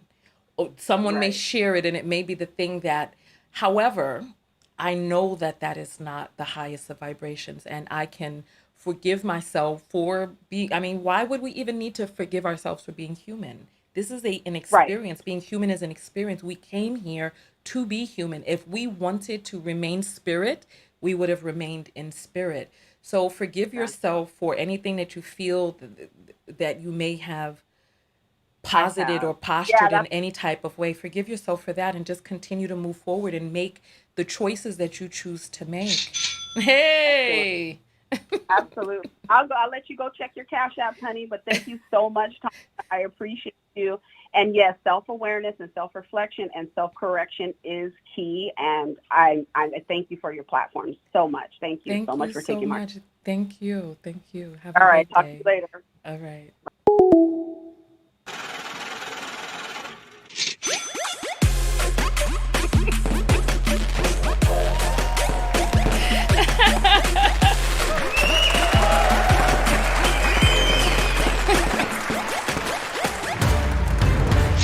Hey! All right.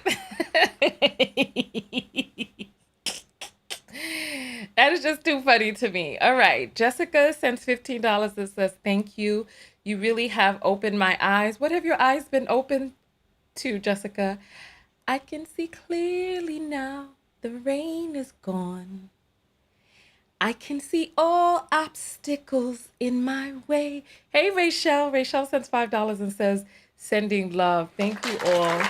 Thank you so much. Thank you. Thank you. Thank you. We appreciate that. We appreciate that. All right. So I appreciate all of you for, oh, yes, no. Taste the rainbow. Listen, that Taste the Rainbow, it's not that Taste the Rainbow is not of the highest vibration. Taste the Rainbow is actually very low vibration. That rainbow is a low, listen, that video is a low vibration. That conversation was a low vibration. However, this is part of, let me tell you something. We as Black people, let me just say this. We as Black people, part of the reason that we stay victimized and part of the reason that we stay in the human conditions that we stay in is because listen, as a people, because we are the original people, there's such a loving, forgiving energy about us. And we are dealing with some troglodytes who encroach upon our space, encroach upon our boundaries, et cetera, et cetera. And there will be a time where we can pull out our finger tambourines and speak a certain message. And there will be other times that you put those tambourines away and speak another one. This is all I'm saying. There's a time and a place. There's a time and a place for everything.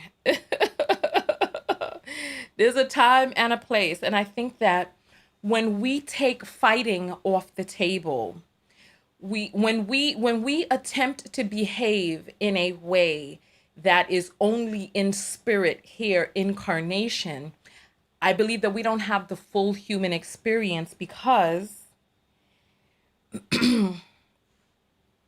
we are dealing with other humans. And as a species, there are things that we need to advance forward as humans. And there's going to take high vibrating people to do that. They're going to take goddess energy people to do it. There's going to need to be soothsayer energy people to do it. There's also going to need to be warrior energy to do it. And so it's going to take, like when you go to play chess, there's not only one piece on the board. There are many pieces on the board, because there are many different ways to move to move a movement forward. And so no, that tastes the rainbow. That was in a certain energy vibration right there that sometimes as a human you need to get into. Because at the end of the day, when we're talking about self-love and boundaries, when a person is crossing over on your boundaries and encroaching upon you, there are going to be times where you're going to have to pick up the sword and shield and battle a person back.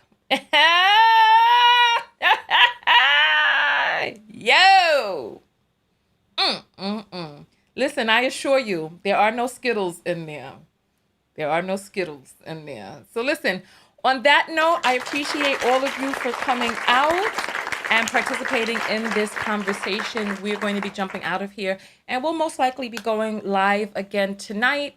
And there's another video that I'm working on, so we will see. We will see how everything goes down. Let me check the apples one more. Listen, there are more apples coming in. I'll bring them forward. All right, so Claire has sent $25. Thank you, Claire. And she says, for your energy and the vibrating via the tube. Thank you so much, Claire. We appreciate that. And she sends another $10 and says, how can we promote better for our children? I don't understand the question. How can you promote better for your children? When you say promote better for them, I don't know what you mean. I don't know what you mean when you say promote better for them. How can we this more? As soon as I start trying to get off, you all are sending all the apples now. You people. Let's see. Claire, I'm trying to figure out what word it is that you mean for promote. Maybe you mean how can we get better for our children? How can we attract better? How can we teach better? Advocate better for our children? Huh. Are you in a position to be able to call in, Claire? Hey there, Algeria says I have such positive energy. Listen, I'm human. Sometimes my energy is high vibrating like now. Sometimes it's not. So listen, we have another apple that has come in. Let me send Claire her love, and we just read that one. There's another apple that has come in from Natanya, and it says, love your show. I am learning so much. Thank you. Well, thank you, my dear. Thank you. We appreciate the love from you, my dear. We appreciate that. We appreciate that. So, oh my goodness, you all are so cute out there. And listen, you all, we've been on this broadcast for an hour and 40 minutes. And now is when all of you decide to start sending your apples. Let's take a look and see what we have. Let's take a look and see what we have. Let's take a look and see. I don't mind doing my dance again. Here we go.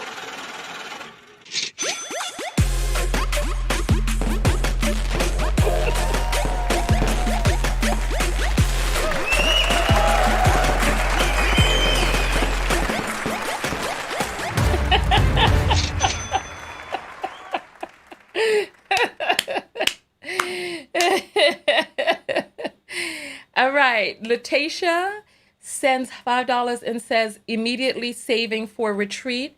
Yeah, you know what? Let's set that intention. Let's set that intention. Let's set that intention.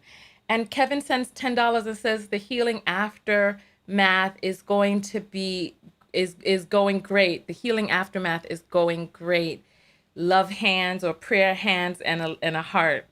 Yes, absolutely, absolutely.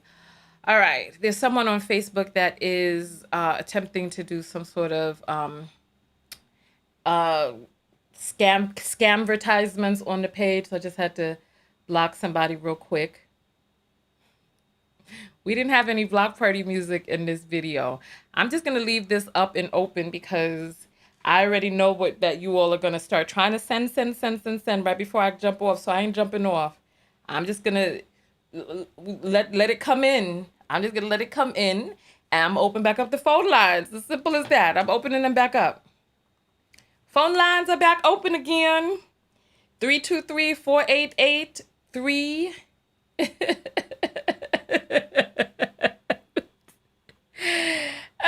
Look at this comment from Budafly. Talk about cluck cluck. That music makes me bark like a chicken. I cannot. This is too much. All right, the phone lines are open. 323-488-3149. Apparently, you all don't want to go. Still 400 people on YouTube, 84 on Facebook. Facebook is playing games on their platform, and they've decided that they are going to not monetize most of my videos on Facebook. So I don't even know what to say. You just have to continue to move forward. You know what I mean? Because life is so interesting. Look, I've opened back up the phone lines. Now all of a sudden it's dry. It's dry now. It's dry. All right, here we go. Let's refresh and see what we have here here we go. Kenya Soweto sends $5 and says much love. Thank you, Kenya. We appreciate the love. Thank you. Oh, I'm trying to send my little, come on. All right, there we go. Wonderful. Phone line open back up again. I don't understand now. What's happening? What's happening with us? All right. Well, listen. I gave it a moment. I gave it a moment. All right. No one has called in. Okay. So I'm closing back off the phone.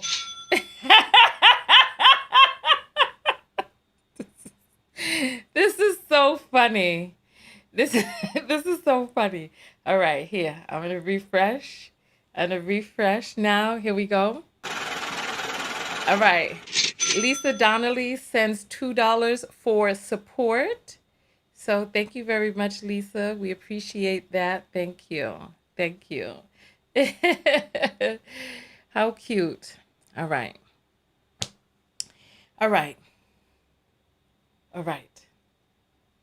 So the phone lines are still open, and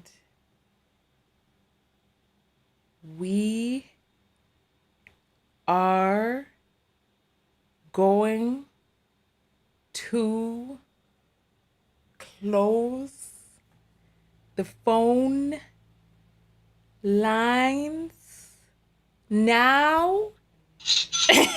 You see.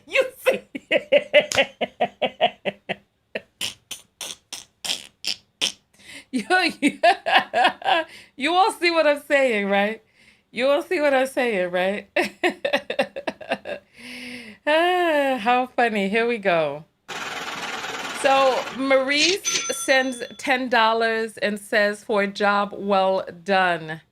Thank you very much, Maurice. We appreciate that love and support. Thank you. Thank you. Thank you. Thank you. Thank you. All right. I'm just gonna leave it up then. Should I just leave it up? No, I'll take it off the screen. But that is so, you all are so cute and funny. I appreciate that. As soon as I take it off. This is, okay, the phone line has just rung. The phone line has just rung. You're on the air live with Tanya. What's your name? Oh, it's Luna again. Hey, Luna, how are you? Well, I'm pulled over now, but I wanted to I really wanted to hear your opinion on how can Black women get in touch with our divine feminine and really start to get in touch with our wombs and things like that. Yeah, you know what? This is not something that can be answered in just a few moments. This is why I think it's important for us to have a retreat, because I think that we need to step into nature and really dive into that subject, as well as start going through the process of healing. So many of us have been assaulted physically, emotionally, spiritually, sexually, psychologically, that we really need to release a lot of these the spirit of that energy off of us, because when Black women rise, the whole world rises with us. And I think that it's important for us to rise. And so we have to participate in the activities that will help us rise. Right. Would you consider doing both, like not just a retreat, but also maybe like a separate video, kind of just touching on that in general? Well, you know what? I'm so glad that you asked that, because, well, first of all, let me ask you, what are the apprehensions that you have about a retreat? Oh, I actually don't have any apprehensions about a retreat. I've never been on one, but I would actually really hold on. love There's a few Lunas in the comment. There's Luna Love, there's Luna 028. Which Luna are you? Oh, yeah, so me and Luna Love are twins. But I'm Luna 28. Wait, that's your twin sister? No, we're not real twins. We just have the same. We have similar names, so I joke about her needing to change her name. Okay. So, because I saw there was a Luna that was joking about glamping. Was that you or the other Luna? That was the other Luna. Was it now? Was the other Luna? Okay. All right. So for a topic that large and that requires such serious consideration, it would not be a video that I would I wouldn't publish this video on YouTube. If I were to do this video, I would create the video privately for those people who specifically want to do that work, to invest, because it's going to require a certain space to be able to make this video. And that's not for the free tube. It's not. It needs to be something that separates those from the people who really want it from those who don't. Right. So yeah, and absolutely. That's fine. Yeah, so no, I'm not I have no reservations about a retreat. I would actually really enjoy that because I could definitely use it myself. But I also wanted to know, until we do something like that, what's something Black women collectively can work on other than just going to therapy? Because, so many times I hear so much about, you just got to do things for yourself, you just got to love yourself. And I'm just like, okay, well, the things that I want to do for myself, I can't afford to do. So what are some other things I can do for myself? Like, I guess just, I don't know, just to help release that stress and other things like that. Because, you know, when that other woman, when she called up on the phone and she was screaming, you know, I felt like that so many times where I just got so frustrated with you know, different situations that I couldn't control. And I understand that I can't control them. But, you know, it's like a buildup for Black women. A lot of times, you know, we take on literally all of our issues and then the world's issues, and then we don't allow ourselves this forgiveness, and we never have time for ourselves. We, you know, even when we try to make time, it's just like there's not enough of it to squeeze in to be able to release all of that tension and stuff like that. So I was wondering, like, what are some things we can do just to help overall? So let's ask you the question. You said some of the things you cannot do, right? Yeah. Okay, hold on, listen. Travis?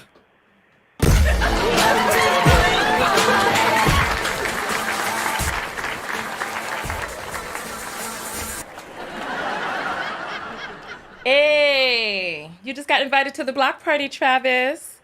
So enjoy. All right. So you said that there's some things you want to do, but you just can't afford those things. What are the things that you're saying you can't afford? Well, temporarily. Well, I'm working right now 2 jobs to be able to buy my house by next year. Hold on, my dear. The question is, what are the things that you feel that you cannot afford?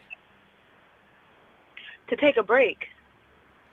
Okay, so when you say take a break, you mean take a break from working? Yeah. Okay, and when you say take a break from working, you mean for days, for weeks, for what are we talking about? Yeah, days. Yeah, I would say days or weeks. Hell, I wish I could take a break for weeks, but even just days. Okay.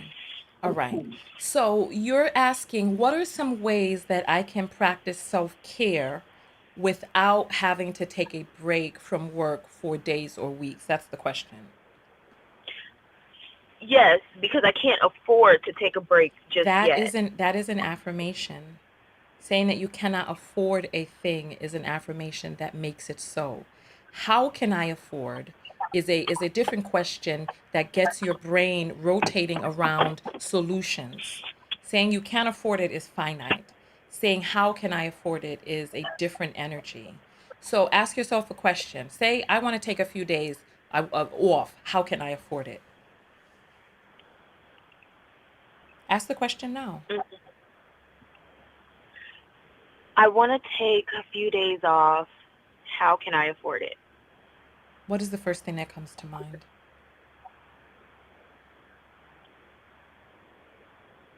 You're taking too long to think. What's the first thing that comes to mind? Because I'm not sure. Okay, now listen. This is what we're going to do right now, right? You said when this woman called in and she began to scream, when she let out that holler from deep inside of her, you said that you felt that, right? But Yeah. that was her journey. That was her process. It's easy to see another person going through, but we don't know how difficult that was for her. You're on the phone with me right now. I am asking you to put your mind to work because your process is in figuring out how to switch your affirmation. How can you afford it, Luna? The first thing that comes to your mind. Open yourself up and get what it is that you need to get on this phone call. How can you afford it? First thing that comes to mind, Luna. You're doubting yourself. My terranium. Okay, so what is your terranium? What does that mean?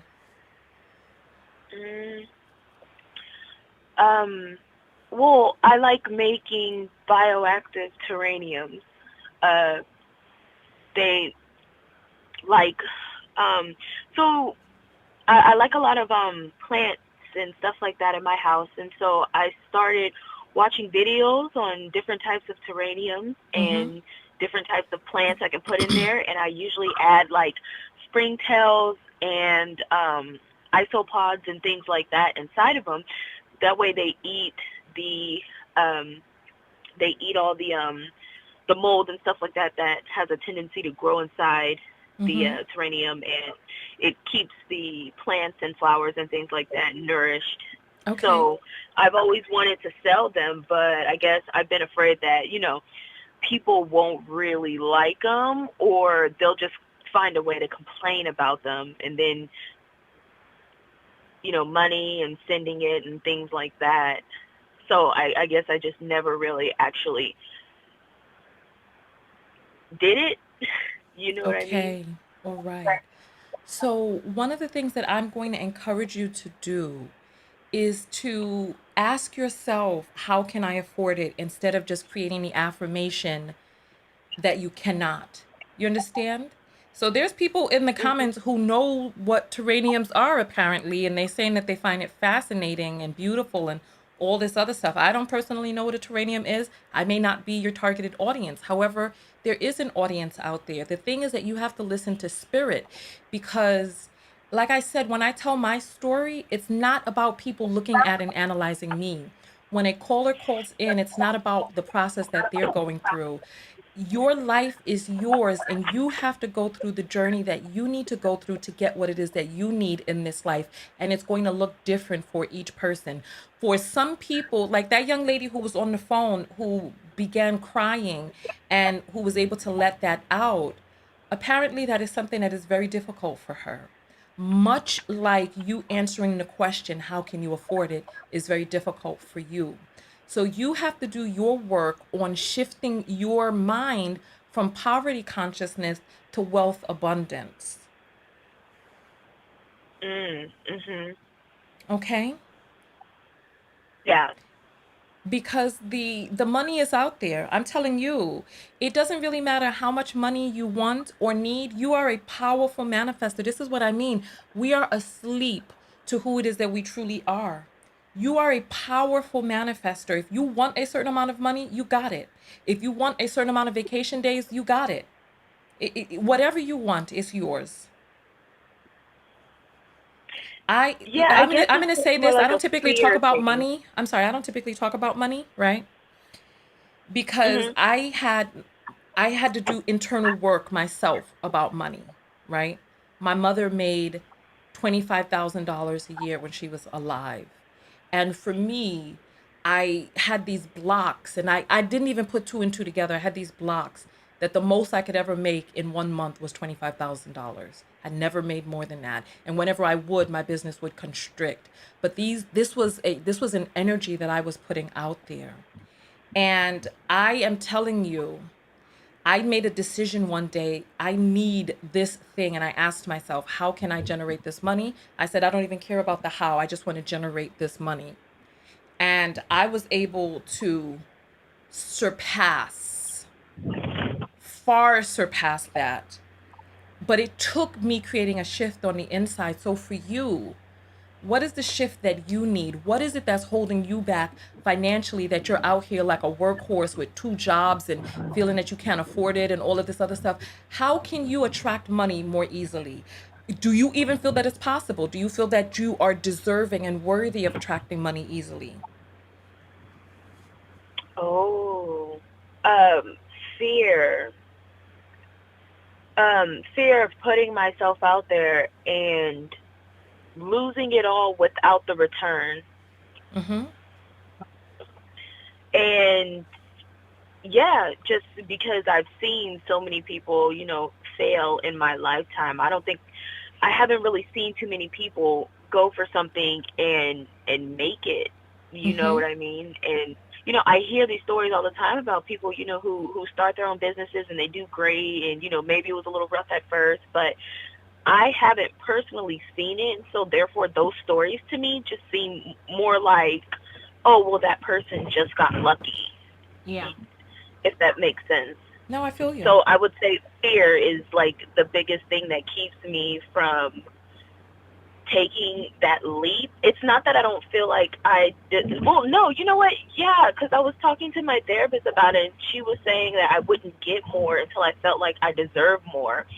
And that's one of the biggest things that I've been struggling with, because I think maybe, subconsciously, I don't feel like I could get more, and which is why I keep, overworking myself to the bone to try to get something that I could potentially have if I did put myself out there. It's just the fear of losing it all, the fear of, seeing, there and stuff be homeless and stuff before, and the fear of just, putting my all into something and having it fail and then having to find something else. And I think also a lot of that has to do with my age, because I'm 29. And so maybe a part of me does feel like, okay, well, I'm getting older. I have to have this set career, and I have to have these things in place that I don't have, and personally that I don't want. But then, I think, the whole societal thing, saying like you need to have a house with a white picket fence and all this other stuff, and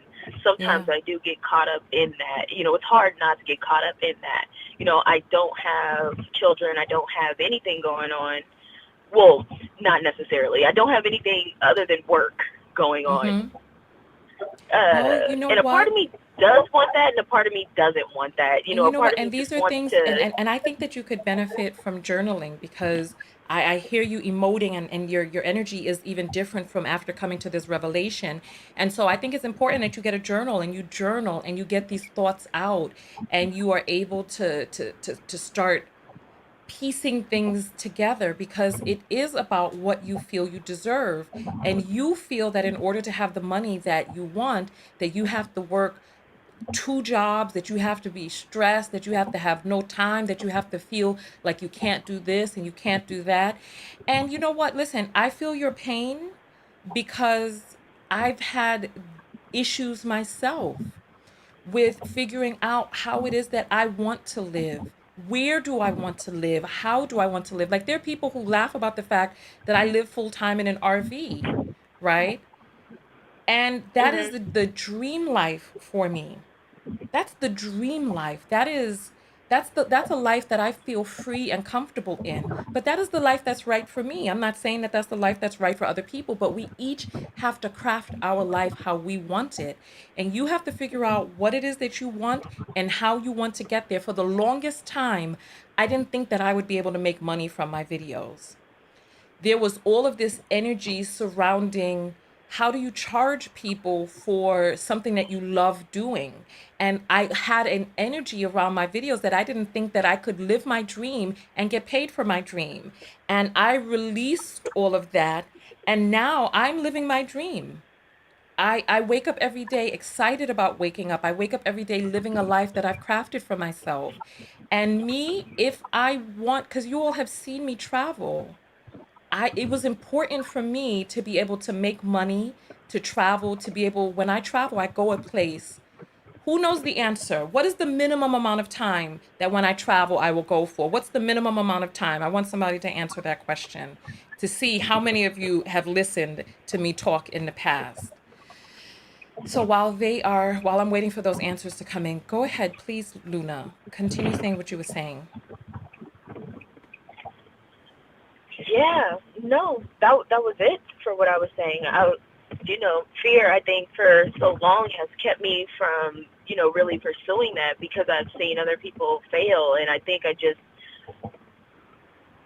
I need to, I guess, be able to release that fear and just go ahead and put myself out there. Because, in general, I'm sick of working 2 jobs. Wow, like, your I'm a sister got the supervisor for 1 answer. job.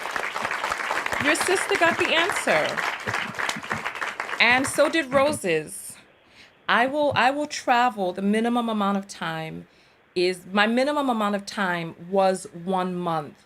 I've had to allow myself to cut that back to 3 weeks if need be. But the general trip that I take whenever I go is 1 month, 4 weeks, whenever I go somewhere.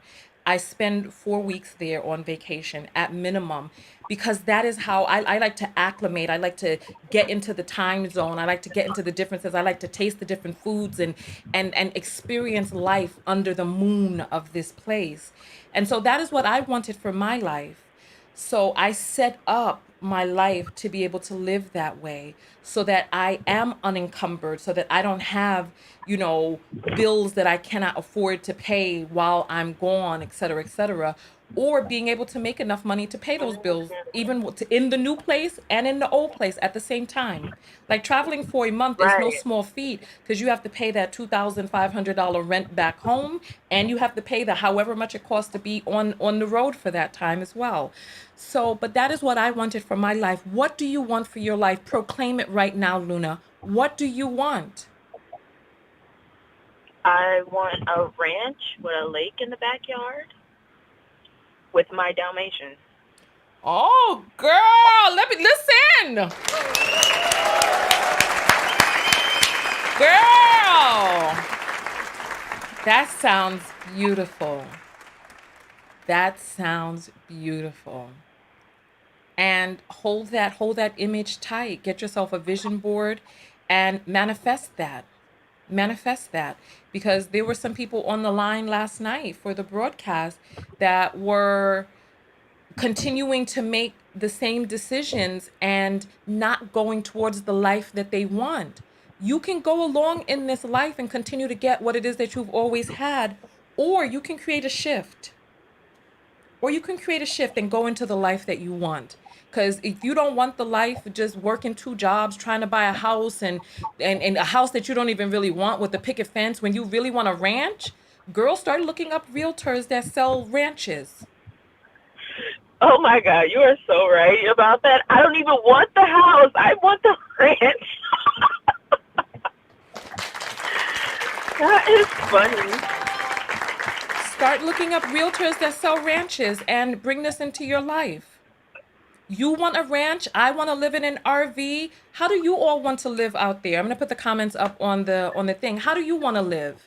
Where do you want to live? The thing is, when it comes to self-love, it takes realizing what we want, and other people's dream for us, it is not if it doesn't feel right for you, that's not your dream. You've got to live how you want to live, and it may be avant-garde. Everybody doesn't understand why I love living in an RV in the open road with sprawling plains outside my door when I open it. Fresh air blowing down off the valleys and the mountains. Everybody doesn't understand that, and they don't have to. This is my dream.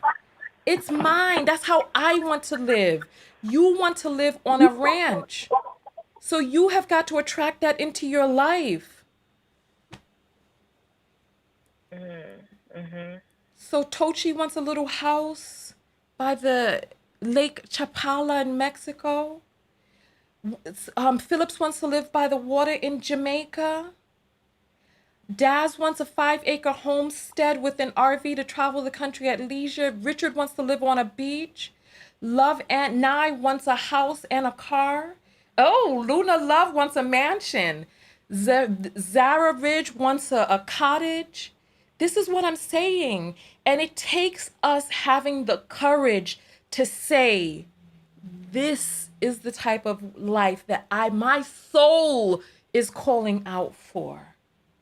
My soul is calling out for a tiny home. My soul is calling out for a house by the lake. My soul is calling out for no home, and I just go backpacking and camping across the Adirondacks. You have to take a listen to what your life is calling for. And if your life is calling for a ranch, girl, get off of this phone and go look up realtors that sell ranches. See how much they cost, figure out where you want to live, and go from there. Definitely do that. Thank you so much for calling in. How are you feeling? Oh, like I want to cry, but I didn't want to. Why not? Let your tears out if you need to. Let them out. You see, you congratulate the courage of other people for doing the work that is right for their lives. Yet you're not applying that to yourself. If you need to weep, let the tears flow. Let the tears flow. This is a part of your process. it really only goes along to assist you with where you need to be. People are typing up how it is that they want to live right now. And so you've got to decide what's right for you. Right.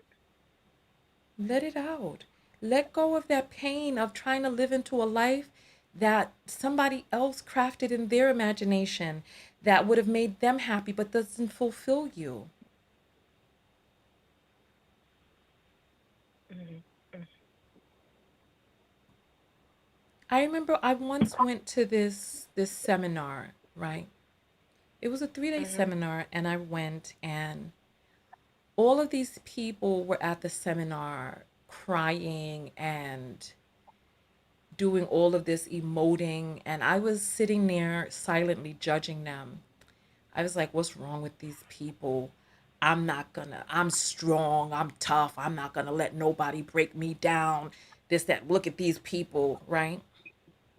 And when the seminar was over, I had myself intact, yes, but I didn't have the breakthroughs that other people had because I didn't allow myself to release and go fully into that experience.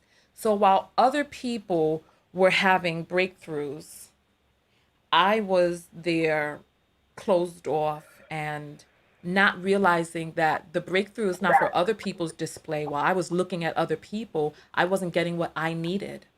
While I was over there looking at other people, judging how they were crying and what they were doing, I didn't get what I needed. I squandered my time wanting to be tough when I could have gotten the healing, the breakthrough, what that I needed from that experience. I didn't get what was for me because I was looking at other I don't know people. how to.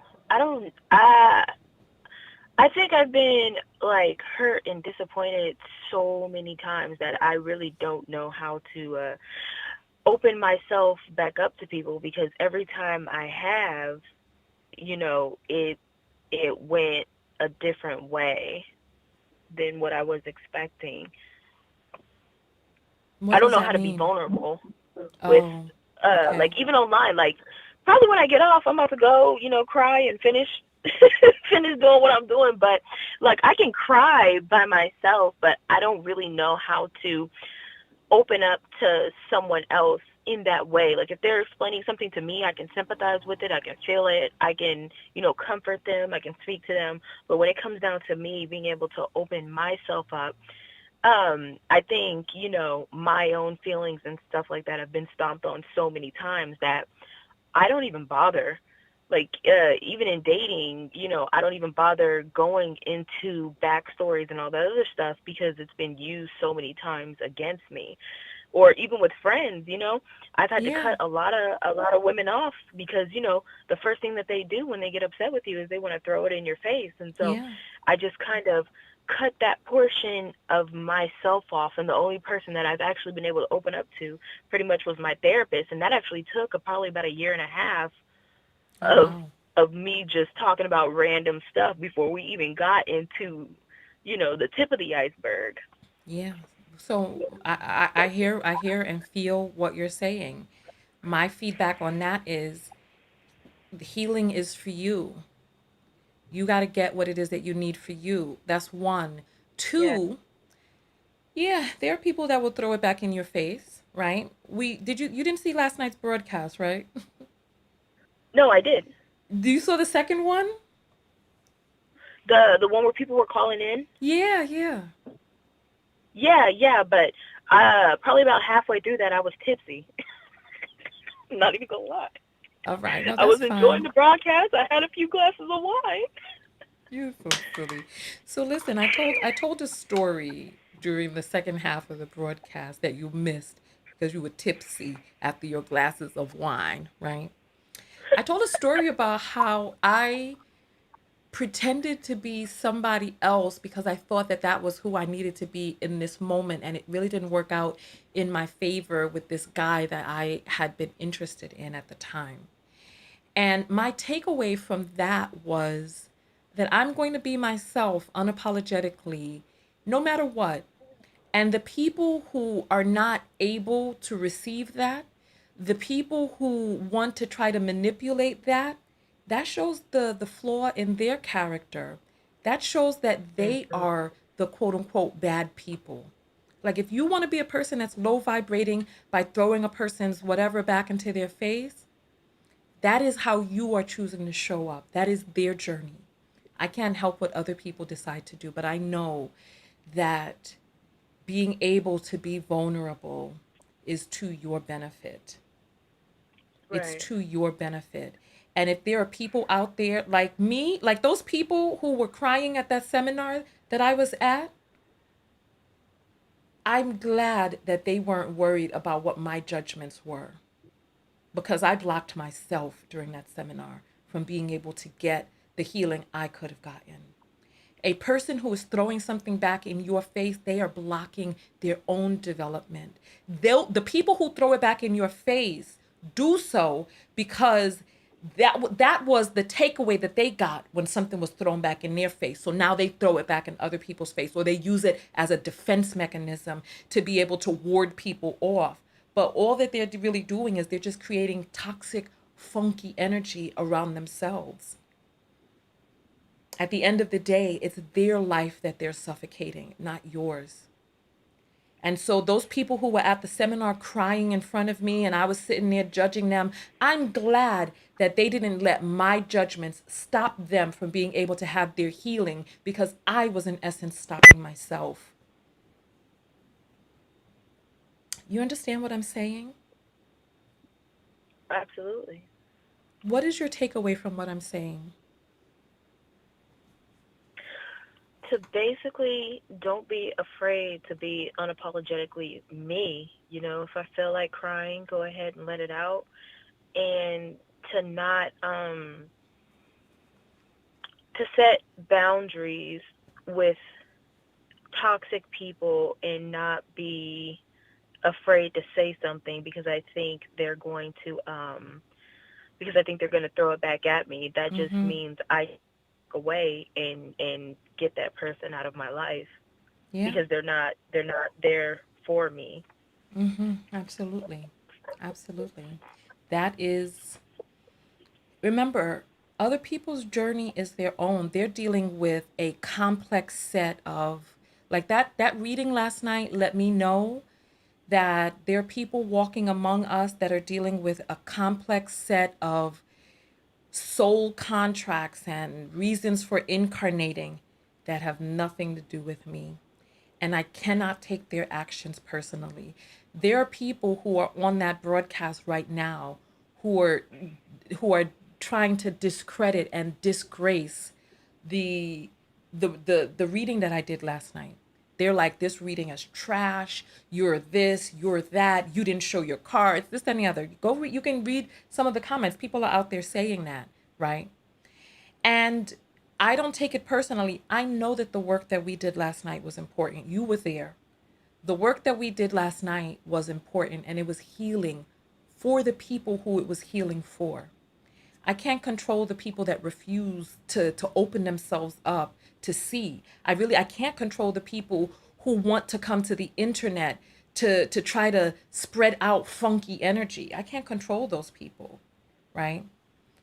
What can I do for a person whose life up to this point has brought them to the internet, who has decided to try to spread funky vibes? What can I do? Right. What can I do? I know that it's not about me.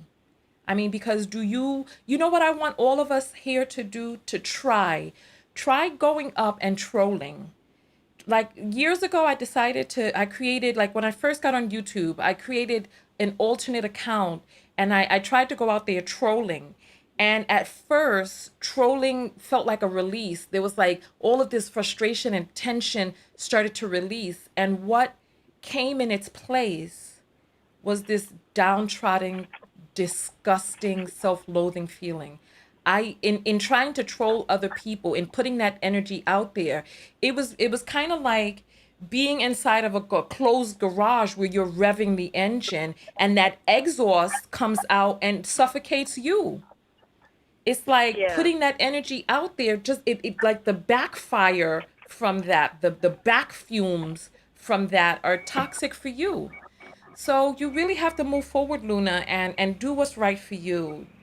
Get your healing in the ways that and live your life, because when all is said and done, when people have to tally up the summation of their life, you have to be comfortable with what you exchange your days for.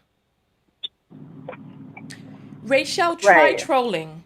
Try try typing a message to a person that has low energy. Try typing a low energy message to a person and see how horrible that makes you feel on the inside.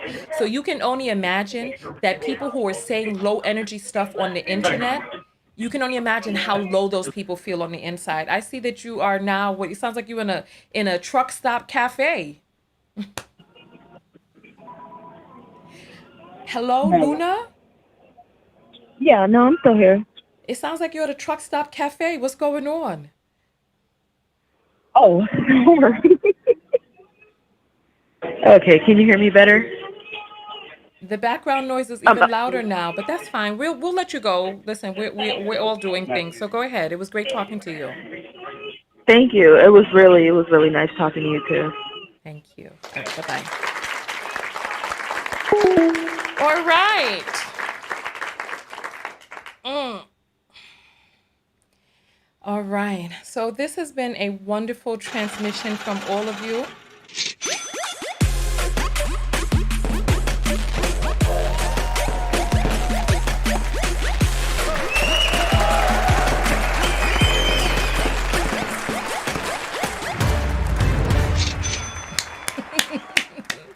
All right, let me grab this core real quick.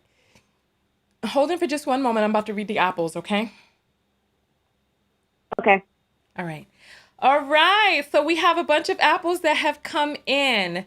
So Daphne sent $5 and says, I finally caught you during the day. Well, we're happy that you're awake, Daphne. You know she works the night shift. So thank you for coming through. Travis sends $5 with a fist up. Okay. Hey, Travis. Welcome. Welcome. Welcome. Chanel sends $5 and saying, being unapologetically Tanya, lovey face. Thank you, Chanel. Thank you. Davita sends 1111. I just adore you, Tanya. 3 roses. Thank you, Davita. We adore you. Thank you. And Kelly with this beautiful purple mane sends 444 and says, thank you for guiding us, Tanya. Love yourself. Absolutely. Absolutely. Thank you. Claire sends $5 and says, promote a better emotional, internal health and love. Okay, wonderful. Thank you. Oh, so that's for your children. Because she sent the message earlier and said, how can we promote better for our children? And then she came back and said that what she meant by promote was promote a better emotional, internal health and love. You know what? I think children meditating early is important. It makes all the difference. Teaching your children to meditate while they're young and get in touch, because children are already naturally in tune to their higher selves. We're the ones who take them out of it. So having children get in touch with that higher self inside of them is an amazing way to start that process. So thank you for following up on that. Tara sends $5 and says, keep up the good work. Thank you, Tara. We appreciate that love. Jasmine sends 2 hearts. Thank you, Jazzy. Thank you. And Rashida sends $10 and says, thank you for your healing energy. Thank you. So you know what? I'll say this. We're all connected. So our energies have similarities. And when we recognize healing energy in another person, it's because we have a similar energy. So we appreciate and recognize the healing energy in you, my dear. So thank you for coming out. All right. So listen, you're on the air live with Tanya. What's your name? Hey, Tanya, it's Tiff again from New York. Hey, Tiff. Hey, what's going on? Hi. I just wanted to call back in because you are literally giving me like all the life I need today, and I wanted to be able to just like express some stuff. And I'm sure that people are feeling the same way as I am. but you helped to teach me how to forgive myself. I realized that the day you cussed out that man and you were talking about forgiving yourself, I was the caller afterward that you have to restart the broadcast and start with. So I feel like it was on purpose, because ever since then I realized, like, I don't forgive myself even though I think that I do. Because what I do is I say it, and then when I'm doing my own self-reflection and my own self-improvement, instead of me moving forward, I beat myself up about it, and then I sometimes say, like, oh, you think you've grown, but if you did grow, why were you doing and saying this, that, and the fourth? And I just wanted to, like, kind of give an encouragement that as we're here growing with you, you know, of course, sideline to you as well, because as you're helping us grow, I'm sure you're also growing yourself, that we got to remember to not beat ourselves up when we make our errors. Like, twice within the past month. Once was a cab driver who tried to tell me some BS about leaving his kids and his wife and this, that, and the fourth, that I had to literally tell him, like, when your daughter grows up with these issues that a lot of girls grow up with without having a father, please know it's your fault. And then I also had to, I had to. And honestly, I said a few other words like effing D and this, that, and the fourth, very explicit. But the way he looked at me and told me that he rejected my version of self-love literally triggered me. And I realized it triggered me because I finally love myself. And now that I do and I know how, for somebody to invalidate it is like, who do you think you are? Then I realized, who do you think you are? Who do I think that you are, that you're upsetting me by saying that? I have to reevaluate who I'm thinking that you are, just because what, you're a man? Because you're someone that is speaking to me, that I have to listen to you. Like, that should never bother me. Someone else's opinion, if I don't credit them as being credible, why would I even care? And I feel like we're so used to all this subconscious programming where even if you know someone is not reputable, if they say something, it, like, gets you in a tizzy.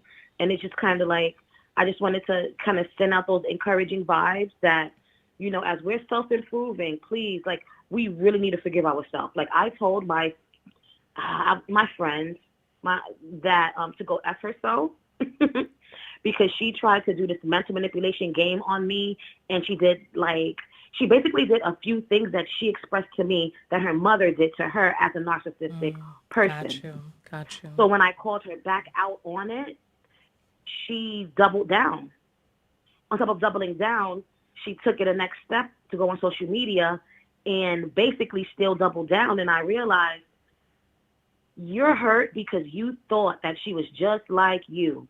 No one's like you, Tiff. No one. They can have similarities to you. They can relate to you on many levels, but the level that you hold yourself to, people are not going to match. And I have to be okay with when they don't match it, that I look at them and be like, all right, I see, and leave it at that and move on. Yeah. So this friend that you cussed out, is she still in your life? Have you two made up? Is there going to be a shift in the relationship? What have you done differently? Well, this just happened a few days ago. And technically she did it in like a group text way. So the other person in the group text, I don't want to like make her feel obligated to do and say anything. She did reach out to that other friend and said she wants to speak to me, and my friend had to let her know that I blocked her. I personally feel like if I see her and if there's a way that we can talk, I don't mind having an open conversation. But in the back of my mind, if she can show me how someone's being narcissistic and kind of abusing me, and then she does the same thing, what can I say that's going to do anything, that's going to shift anything? She willingly did something and said something, and even if it was unconscious from her own personal pain and lack of awareness, I am opening myself up to receiving that from her again, because I should not have to gauge someone's level of growth to be able to be around them and not be triggered. Like, I literally invited her to my house to fight. Honestly, I'm not going to lie. And it was only because the Bronx came back up in me, and she has children that I didn't want to. I'm glad that I have enough control that I've been working on my anger. But when I invited her to my house, I genuinely felt like, she's not going to call the cops. I'm not going to call the cops. Since you got so much anger, come on. And then I realized I'm giving her what she wants. I'm going to give her all of my energy. I'm going to get myself into a mental state where now I have to pull myself back out of it. And then you're going to be doing what? Living your happy life, triggering other people. Got you. So you have released yourself from this relationship. I've released myself from feeling guilty that I released myself from the expectation of her being a friend. Got you. All right. Well, you know what? Congratulations on that. Congratulations. Thank you very much, Connie. Yeah, because you know what? Listen, if there comes a time where there's a person that I need to bust a few curse words at to get them to back up off me, right? Yeah. That exists in that moment. That is one thing. Having a relationship with a person and having that dynamic continue to be present in a relationship is not healthy, and something that I can understand why you would not condone. So congratulations on setting your boundaries, and whatever is meant to happen in that situation will happen. So thank you for sharing with us. Thank you. I just want to add one more thing, because I feel like today, because I'm feeling all of these feelings, that there has to be other people that's connecting to me in this way. And I just wanted to say that a lot of times we know what the right thing is mentally, but physically and emotionally, it's very hard to do. And even though I know I was definitely treated badly, and I'm going to move forward in making sure that I put my own personal goals and my own feelings and everything first, that even though I feel that way, it's more like I'm forcing myself.